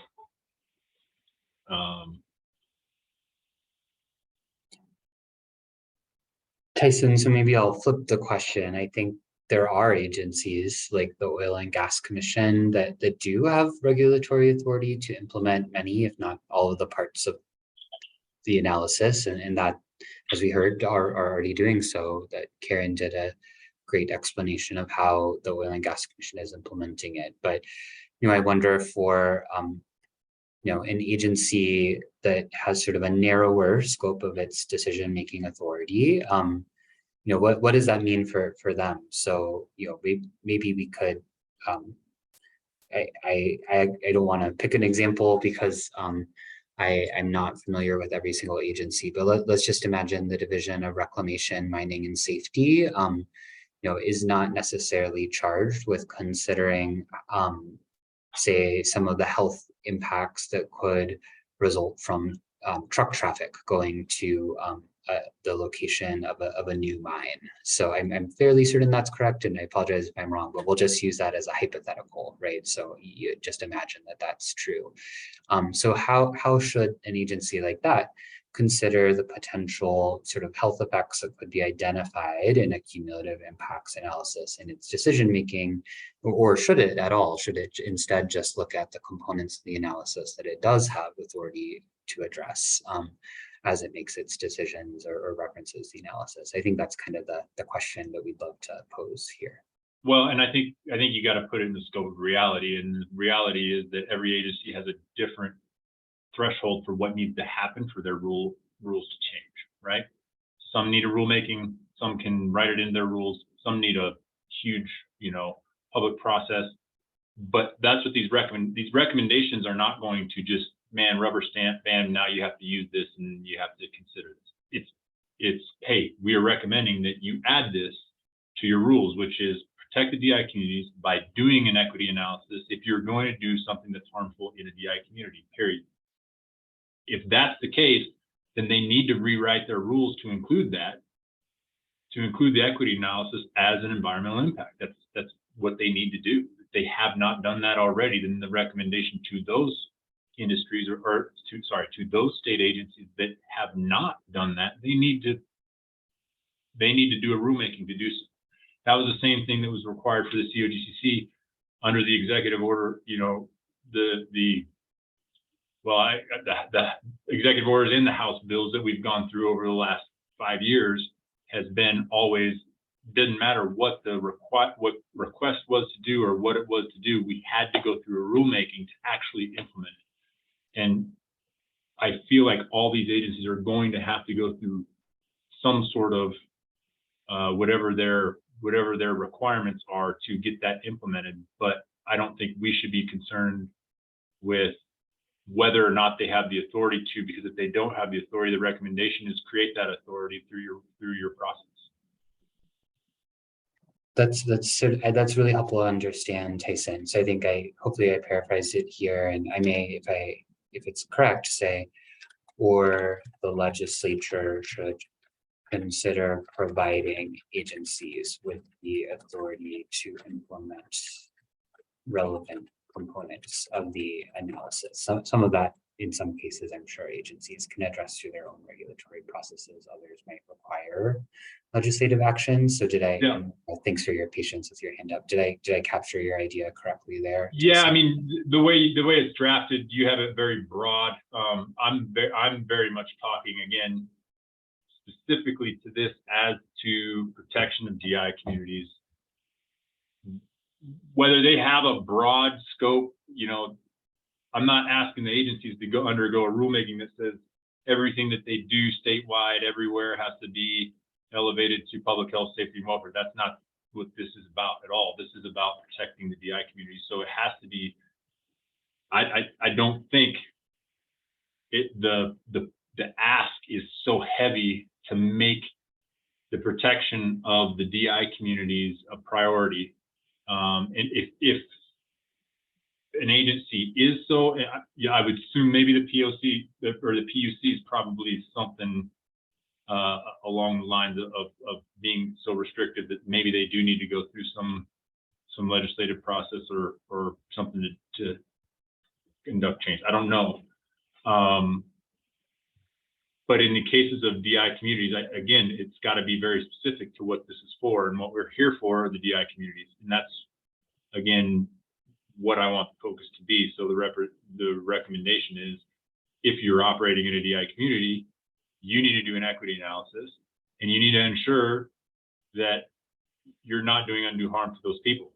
And if you are, you need to have something in your process that allows you to say no. Okay, thanks for that clarification, Tyson. That's really, really helpful. And I'll also just thank you. You always talk at a really conversational pace and make it easy for our interpreters. So thank you for that. Mira, go ahead. Thanks for your question.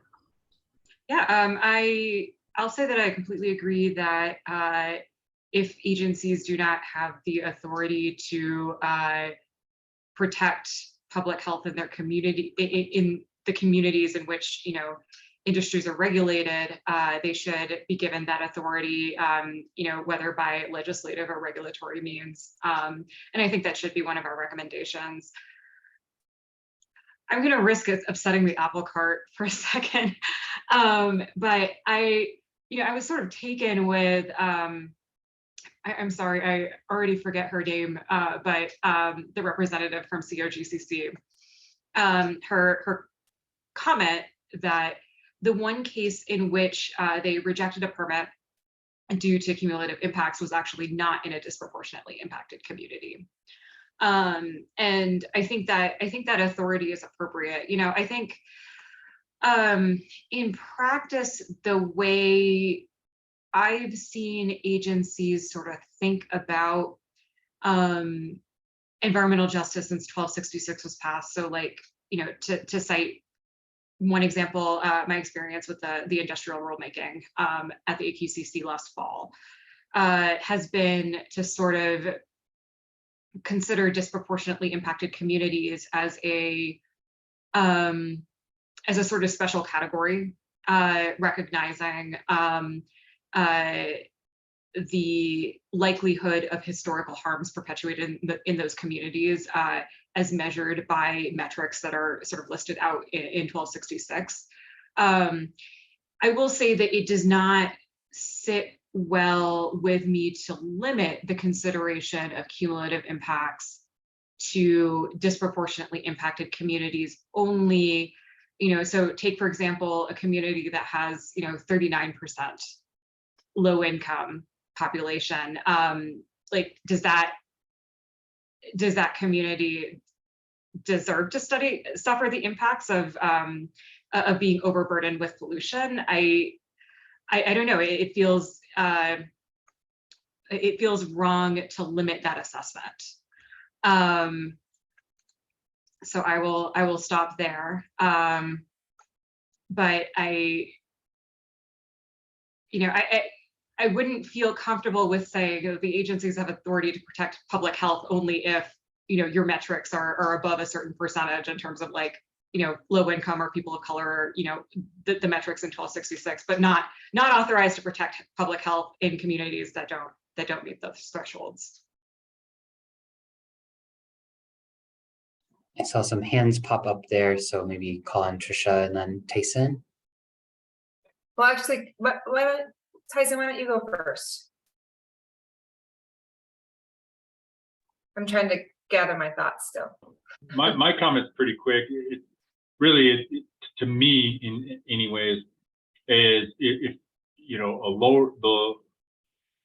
if a majority of your community has the means and is affluent enough to battle these, they're going to have the ability to battle these. And this is why a lot of this is happening in these DI communities, because they don't have the ability, whether it be financially, whether it be, through public education or whatever goes on around it, to understand exactly what's happening until it's too late. And I think the idea of this entire task force is truly to protect these communities. There's a larger, broader fight about public health and about air quality and about what we're doing on a state level, on a global level.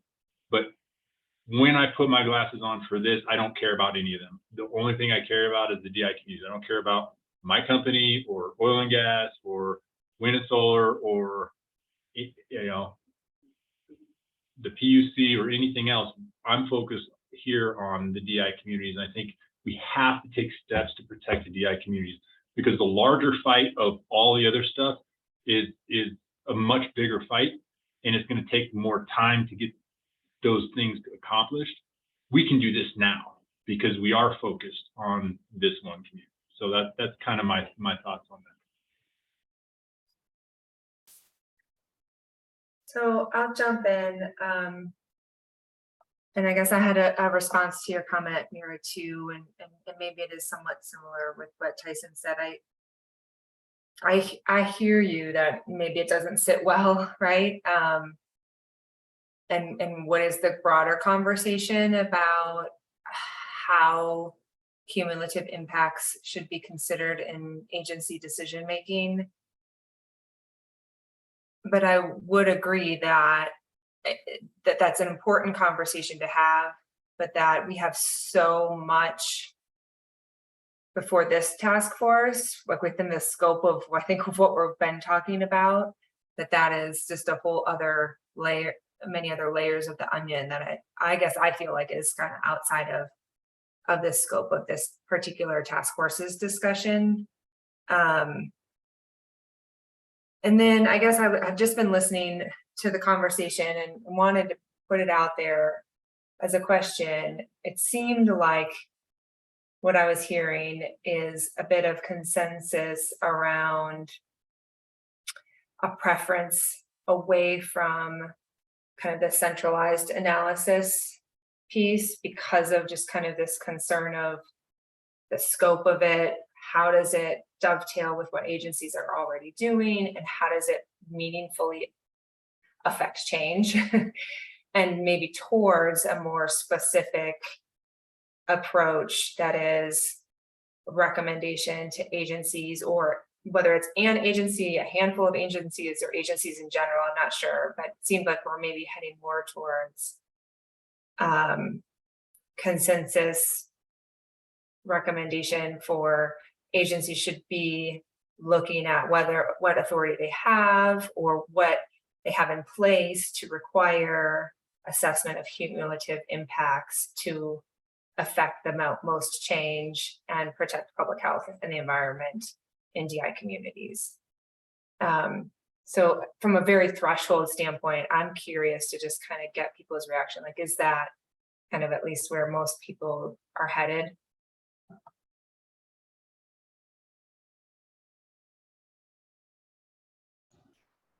Yeah, Go, maybe. go ahead. The nods are helpful. Yeah, thanks. Yeah. Yeah, I guess I'm still thinking through this too. Yeah, I think it's completely, appropriate, and in fact something that we are sort of asked to do by 1266 to prioritize disproportionately impacted communities. And I don't intend to suggest otherwise. I think what I'm trying to say is, as a legislative or regulatory issue, if we are going to change laws and regulations to give agencies the authority, to take action to protect public health and the environment in communities, that authority shouldn't be limited to disproportionately impacted communities. That,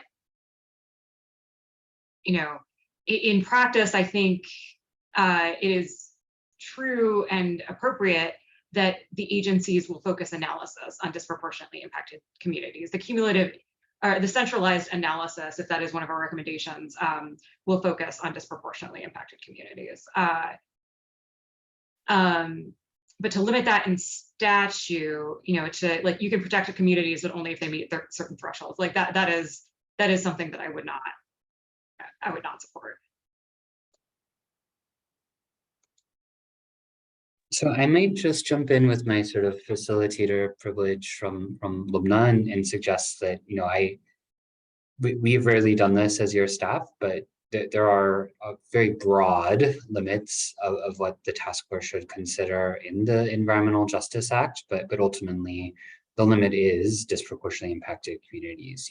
That is what environmental justice is considering how people of color in low-income communities are disproportionately impacted by environmental exposure. So I think we could have a really robust and probably years-long conversation about kind of the broader cumulative impacts questions. And it is really relevant in terms of agencies like the Oil and Gas Commission that do consider cumulative impacts much more broadly. But today, let's try to focus in on, I kind of tried to capture that idea, Mira, here in the notes, obviously, but kind of on what the task force is charged with considering. So we have about 40 minutes left. And we haven't got into the thresholds question that we also need to talk through. So if it works for everyone, maybe we can hear from Renee and then move on to that thresholds question. Mira, you came off mute, so I don't know if you had a response there. So. Yeah, could I give you like a 3-second response? I think an alternative is the 1266 does give the agencies latitude to designate disproportionately impacted communities that don't meet the thresholds based on other factors, and perhaps there's also like a circular definition where if like a community is overburdened enough to require like a denial of a permit, but doesn't meet the thresholds, then it is still a disproportionately impacted community according to the second definition. That's another way to finesse it. Yeah, that's a great point, Mira. And so I think, what we mean by the definition is critical. And of course, it does include the demographic factors, but also the sort of cumulative impacts prong and the history prong and other aspects. And obviously the subcommittee on that is talking about lots of other ideas of potential other things too. So it's a good perspective that sometimes the sharp demographic lines may sort of reveal an area that could bleed into, well, this has 39% people of color, but it has a 95th percentile score in EnviroScreen, which could still be designated by an agency under the definition. So that's a great perspective to share. Renee, go ahead, and then we'll, I think, probably transition to the conversation around thresholds? I would hope that it would be a thorough and authentic equity analysis and seen more as an ability equity analysis to build up from disproportionately impacted communities. So they're the weakest with the least forms of mitigation, with the least forms of protection, with the most harms. But that's the beginning scope and building up from those communities of what is equity analysis then and connection to every other community as well. So I would hope that would be more authentic that way, or else it's not actually equity analysis if it's only always focused on DIC, because yes, it needs to be focused on DIC as a starting point because of just varying disparities, but being able to also put into scope of how much we're actually connected and influence inequity, these forms of harms, including all of our communities, because it is all of us in this analysis, I would hope eventually too, because it needs to eventually go back out to the biosphere and environmental implications. Thanks, Renee. That's helpful to kind of share that additional perspective too. So I'm gonna scroll us down to this section on setting thresholds. I realized I said we had 40 minutes left, but that doesn't leave time for public comment, which we will need to assess. So sorry for my misspeech there. This section should look pretty familiar to you because what we've done here is converted essentially the conversation the task force had already had around thresholds into more of a narrative format and set of bullet points so that it's easier to read. And then we've really amalgamated all of the questions that were asked by public commenters into a list here. So there were more than 10 questions, but many of them had kind of overlapping themes or ideas in them. So we kind of condensed it down to these 10 questions. Lubna, I'm kind of curious what you think and I'm open to ideas from other task force members. I don't know if we're gonna answer all 10 of these questions today. That's pretty ambitious, but I do really want to encourage the task force members to start thinking about the answers to these questions going into the August meeting, and then really just thinking critically about not necessarily just the answers to these questions, but an affirmative vision that you might have of what the threshold setting exercise is and isn't. So kind of trying to lay out maybe a homework assignment for our task force members of what is this exercise to you? Where does it fit in the equity analysis? How do agencies apply it? What types of thresholds should be set? What pollutants are you thinking about? And just really start trying to bring some of those ideas, because I think, it's an idea that the task force has discussed a lot. It wasn't something we were ready to move to the bike rack given the depth of that discussion, but it is an idea that has a lot of important implications and a lot of detail is needed in order to better understand it. So we really want to get to that place if it is something that there is consensus on moving forward from the majority of task force members. So that would kind of be my suggestion, but we do have some time. So I wanted to kind of open it up for task force members to ask questions or provide answers to these questions, or kind of start thinking through what are we envisioning with setting thresholds in the equity analysis.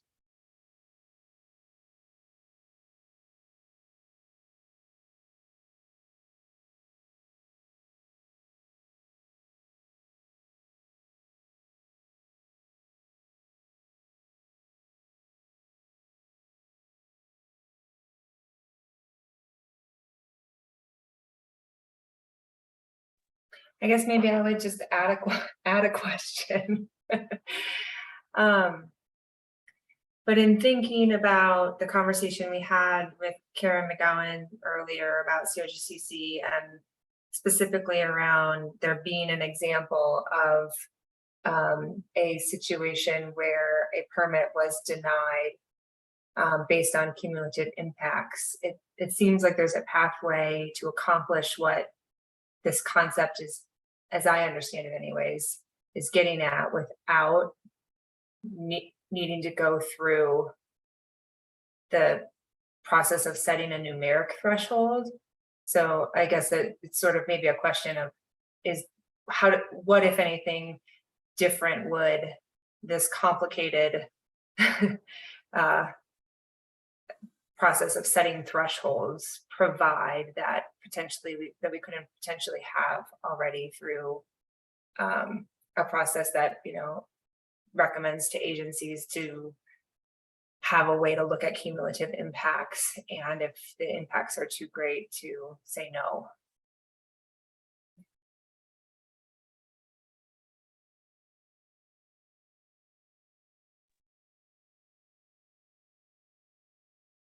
Yeah, kind of along those lines, you know, I want to make sure that we're elevating the DI communities to be an important piece of all of the state agencies' job in, you know, approving projects, denying projects, citing projects, all of those things that go with their whatever agency's decision authority level is. But I don't want to write their rules and regulations for them, because those are things that evolve, as we've seen with CDPHE, the air, the AQCC has changed dramatically over the last 3 years. If we had set these thresholds 4 years ago, it's likely these thresholds would be less than what the AQCC has come up with since. So, you know, I think the environmental impact piece is still got to be the responsibility of those state agencies, and the assessment and the equity analysis should detail anywhere that those things are infringed upon. I mean, that's what the whole point of the analysis is, to give, such as Commissioner McGowan said, we don't have expertise on maybe what the whole entire air quality situation is around this area. Well, that equity analysis will give them that data and that information so they can make an informed decision through their authority level to approve or disapprove the project. I don't think you should take that away by saying if it's, you know, this, then if it's above this, then you can approve it. If it's below this, then you should, or, you know, vice versa. I think we need to make sure we're thinking of each state agency as still having the authority to do their job. We're just elevating, anytime they're in a DI community, they need to prioritize this and understand that every agency's thresholds, such as the AQCC, will change over time, and it needs to be adjustable with that.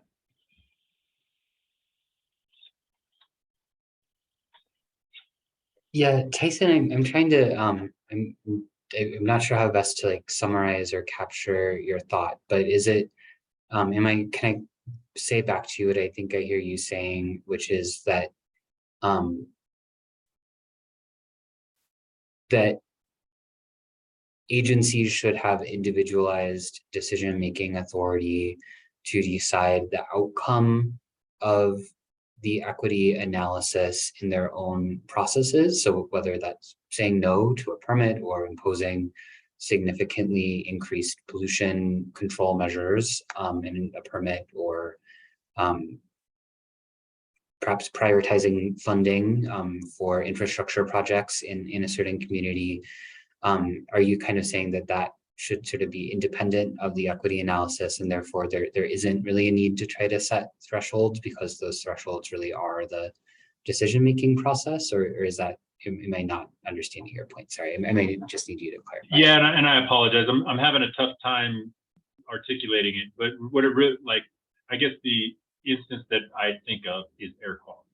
Okay, take air quality in particular. We set a threshold for air quality that, you know, VOCs cannot be over X. Well, if the AQCC raises that standard in the future, you know, does that mean all the other agencies?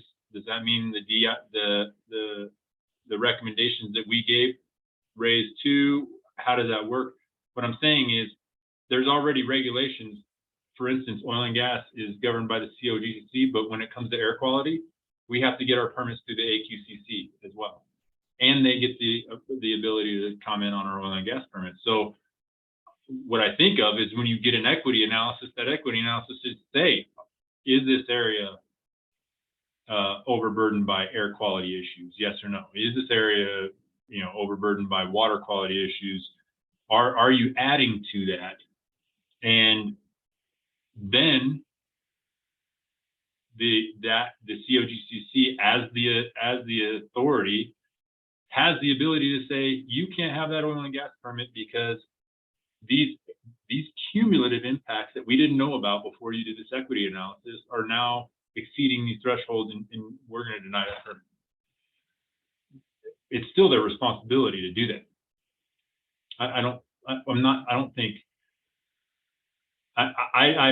am for the centralized process, meaning that the recommendation that all agencies should do an equity analysis, but each agency still needs to function as their agency in their authoritative position to go through their rule process. And again, if we want recommendations to change their rule process, we need to make those recommendations to change their rule process.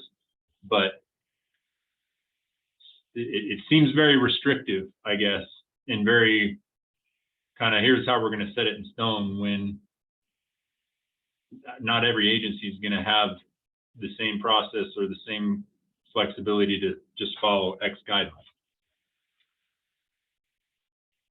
Sorry for another terrible rambling, but not terrible rambling. I hope I was able to capture more of your idea there. And again, I'll just invite all the task force members. You have edit access to this document. You're welcome to go in and make a comment on it, or correct my summaries of your statements as we go. So,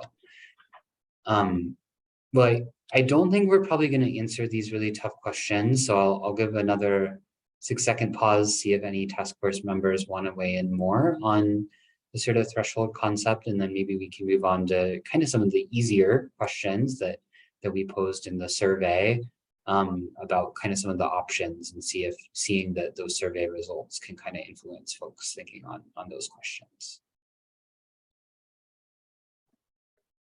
I do just want to mention, there's only a couple of members of the public that are still on this call. If you do want to provide public comment, please just let us know via the chat, or a direct message would be great. I've sent direct messages to the members of the public that are on the call. So I would like to maximize our time, and if there's not time needed for public comment, I think we should just continue going until 4 p.m.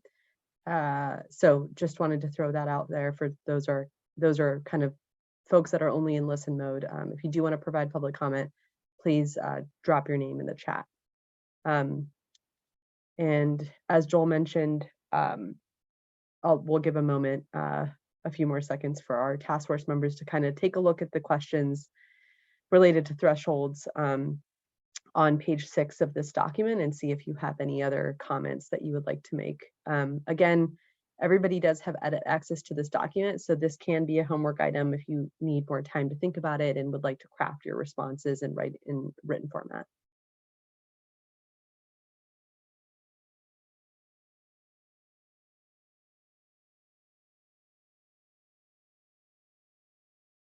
All right, I'm not seeing anything else, so I'm gonna assume that folks don't have more ideas. So I'm gonna kind of take us over to the survey and kind of show some of the results here. Am I zoomed in enough that everyone can read that okay? I can. Okay, thanks, Brian. So the first question was interesting because there was kind of I think a pretty strong consensus relatively that around close to plurality of the idea of this independent consultant. And then interestingly, a lot of other responses suggesting that there should be some sort of combination of an independent consultant overseen by an interagency council. So that was one of the few places where we felt like the survey data did provide enough to kind of eliminate the options we listed. And we did add that recommendation that there could be a sort of independent third-party consultant that could be selected by an interagency council as sort of who conducts the equity analysis. So did want to flag that kind of survey response there and how we reflected it in the updated draft. There was another question about the geographic scale, and I think there was pretty clear preference for option 2, though sort of less across the board agreement and sort of wide variance. So I'm going to go ahead and go to that question now, and maybe we can kind of look at that option 2 in the geographic scale, knowing that about 50% of respondents had that preference. So here we are. So this is, again, for those following along, section D, the locations where the equity analysis should be conducted. There was kind of strong preference in commenters, at least in the survey, for the idea of a regional grouping of contiguous or adjacent disproportionately impacted communities as sort of the scope of each analysis. So going broader than a single census block group, but sort of narrower than like an entire region where, say, CDOT has, or the Department of Transportation, sorry, I'm trying to avoid acronyms, has region 1 that might be the metro area or something. So what do folks think about that option 2? Is there enough input now that we want to center on that as sort of the appropriate geographic scale for the analysis, or do folks want more time to think? Go ahead, Tricia. I might be confused, but those questions and responses make sense to me when we're talking about a centralized equity analysis, and I don't understand how to interpret them if we are shifting towards an approach where an agency like CDPHE, for example, would be doing a cumulative impact analysis in certain circumstances, like for a certain action. Yeah, that's correct, Tricia. So this would only matter, I guess, if we continue with sort of the centralized approach. So I mean, maybe that's a better starting point for discussion instead of trying to analyze the survey data on the current draft is sort of gauging Tyson, Tricia, Sheila, Ian, Mira, Renee, like Doug, where are you at on that kind of question? Are we still going on that centralized analysis approach, or is that kind of shifting after this conversation? Keep pinning myself instead of unmuting. I'm sorry, but I'll shift us back up to the sort of appropriate part of the document. Well, I was just saying, that's what I was trying to say earlier, was I was hearing the group going towards a more specific approach. And I think I saw a lot of head nods, but I'm very curious on that question too. Like, where are people? I can definitely see benefits and with both approach, but it really would help to know kind of what are people thinking, and do we have some clarity on that, or is that still a very open question?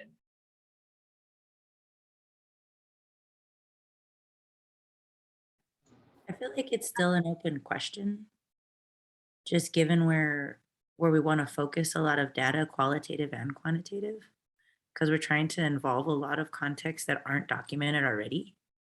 So it's kind of being mindful about, if we're talking about centralized, who's going to be involved in that process throughout the entire process, including community representation.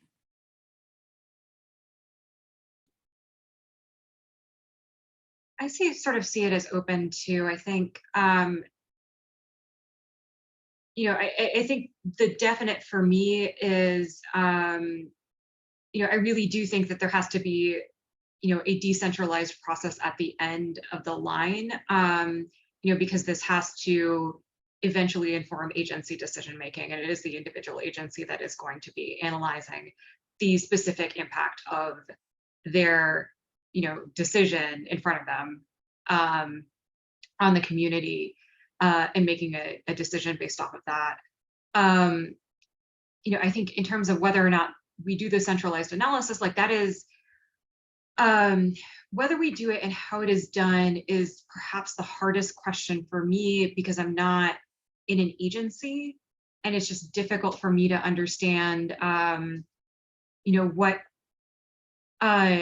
kinds of resources it would take, what kinds of resources it would save potentially for the agencies.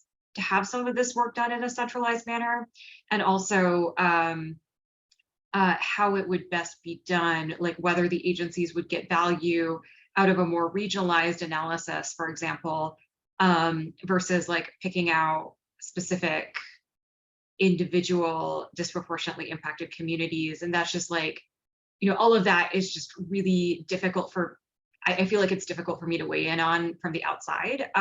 So that's sort of a question that I would defer to the agency representatives. And Mira, thanks for that. And I guess I would just comment, like, I know that was a big topic of conversation at the last task force meeting too, of like, okay, well, what is the perspective of the agencies? And so I think that is why Joel and Lubna reached out, and we got comments from the agencies, and it sounds like in general, I think the agencies were commenting with a lot of questions and challenges about the centralized one, and Karen brought up some of them from that particular perspective. But I think it seemed, at least my understanding is, it seemed pretty universal that the agencies were finding it really challenging also to figure out how to do it, and then how to make it meaningful, right? Like how to really have it drive change in decision making, and make it dovetail with current practices. So I certainly cannot speak for all of the agencies, and Joel and Lubna, if I'm oversimplifying a summary of what you saw in the feedback, or if others read it and thought otherwise, or other agencies are on here who feel differently, everyone please chime in. But my understanding is, like, the kind of general agency feedback was not highly in favor of the centralized approach. Trisha, that is correct, as probably one of the few people who have read every word of every comment at this point. There was, in fact, I think really the only agency that provided sort of support for the centralized concept was CDPHE, but also CDPHE, that there is value of centralizing across the department, right, in terms of multiple kind of divisions that would be implementing. So it wasn't necessarily spelled out in the comment letter kind of how that perspective applies, but there were definitely sort of really tough questions raised about how would a centralized equity analysis be conducted and implemented from the Colorado Energy Office, CDOT, the Department of Transportation, the Public Utilities Commission, and the Oil and Gas Commission. And I wouldn't say they were like categorically opposed, but they were raising the really good questions that, for example, Commissioner McGowan raised earlier. So I certainly did not interpret that as support for the centralized analysis across the board, and probably close to sort of close to non-support, I would say.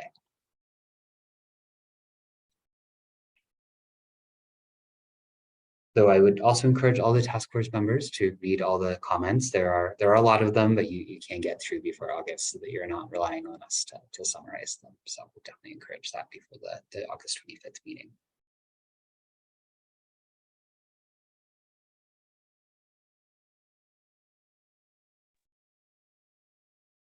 I'm not a task force member, but I am an agency representative. So I wanted to just echo something Commissioner Karen did say, which is she's open to it. And I think I can speak for CDOT and say, we're definitely open and excited about it. It's just easy to get defensive, because we have our own processes and we have all our own regulations and requirements and permits and this whole system. And if this equity analysis adds to that, we're all in favor. But if it, makes that process more complicated, then we have to go look at our federal administrators and defend it, which is hard. And so I think additive is great. Or maybe placing it where those regulations aren't required, right? And if there isn't a federal nexus for NEPA, then this would kick in or something like that. Just that we can place it in a context. I think agencies will be less defensive about the idea.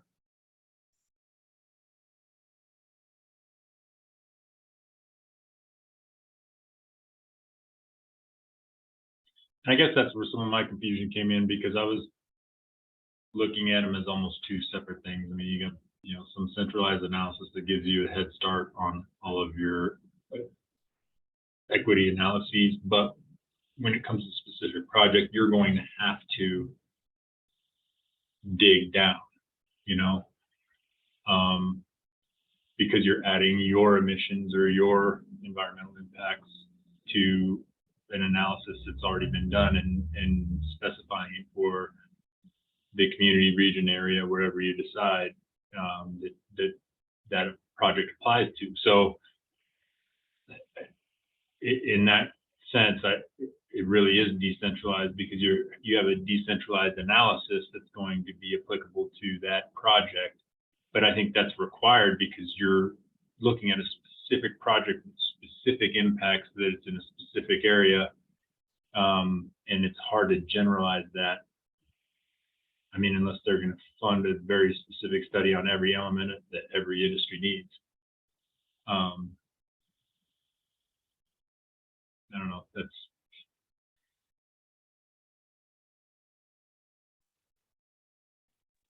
So I guess I'm saying I'm not 100% on board with the centralized process if it's the driver of everything, understanding that projects and industries are so different. I will say that one pro of the centralized process, apart from making things easier for the individual agencies and saving resources, providing for better data collection, the arguments that we've heard in favor of it, is it could be useful to have a picture of the status quo in the individual communities in order to build urgency around making the status quo better in those communities, as opposed to waiting until there's a permit decision to start doing that. That said, I guess like the question is, is this the best vehicle for that, or are there other tools that we can use to start identifying those communities that are most in need of help and proactive action? So for example, like using the EJ screen tool that we have, and I don't know the answer to that.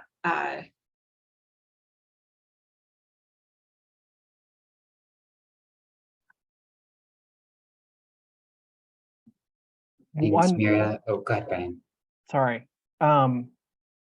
One opportunity I see is that a lot of the state agency actions take place when design has begun. And this equity tool could take place earlier in the planning phase. And that way it wouldn't step on toes, it would add to, and it would inform, and it could take place at that higher level rather than at the intersection level, which is a CDOT or Colorado Department of Transportation example. Thanks, Brian. That's a good point to wrap us up on. And Mira and Brian, Trisha, Tyson, thank you all for kind of concisely laying out kind of those pros and cons of different approaches. And obviously, we are not gonna, I think, reach a clear consensus on this in the next couple of minutes, and we may still have at least one public commenter. So I don't think we have to today, but we'll try as your staff to try to take what we heard today, see how we can kind of keep refining this document into an even better one to share with you. I guess later this week, ideally, so that you have some time to read through everything as we're kind of done with the synthesizing process before the August meeting.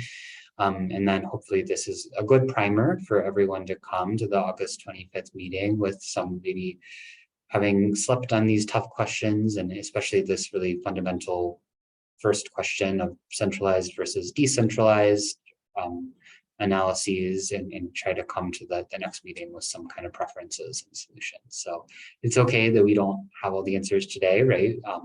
But that's why we need these subcommittees to get everyone's brains going so that we can come together and as a whole group and try to get some clear answers, because we are really at that stage where we're going to have to start making some tough decisions among a lot of really good ideas that have come up so far. So with that, I will turn it back over to Lubna and just thank you all for the great discussion there. Awesome. Thanks, Joel. I do just want to check in and see if any of our members of the public, I think Susan, you might be the only one. If you would like to provide public comment, you are welcome to come off mute now.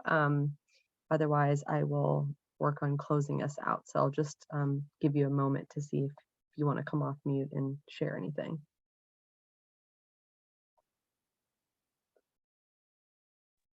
I'm good, thank you. Great, thanks, Susan. All right, so you all have edit access to this document. As Joel mentioned, I think, you know, giving folks the opportunity to kind of regroup and think about some of the answers to these questions and what you might want to propose at the August 25th meeting. You know, we are kind of well along the way and want to kind of come up with really succinct recommendations and want to hear directly from you all and what those recommendations will look like, exactly how they should be crafted. Kind of wanted to gauge from folks if kind of accessing this document on your own time would be like the easiest. If you want me to send a follow-up email with the link to the document in here, if that would be helpful. I also don't want to flood anybody's inbox. There's been several communications and there'll probably be a couple more by the end of the week. So just want to do what is most helpful. So any thoughts on next steps? If you could send an email, that would be wonderful. Okay, yeah, no problem. I will send a follow-up email right after this meeting, just letting people know kind of where to find the document. If you have any issues with edit access, just go ahead and request that and I can approve that request. But you know, you'll see Joel's like summary notes in here. We also have our notes document on our public drive where Morgan has captured more detailed notes. I'll be sure to hyperlink that as well in case anybody wants to jog their memory about some of the conversations that we've had. But it would be great to kind of get more detailed input from folks, either directly in this document or just, you know, reading through the document and coming to the meeting prepared to share your insights when we do get to this section.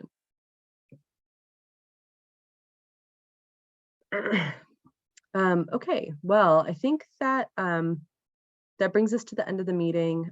Any other, before we close out, any other thoughts or ideas and what would be helpful from us staff in terms of next steps?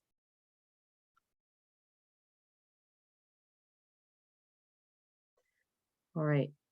Well, thank you all so much.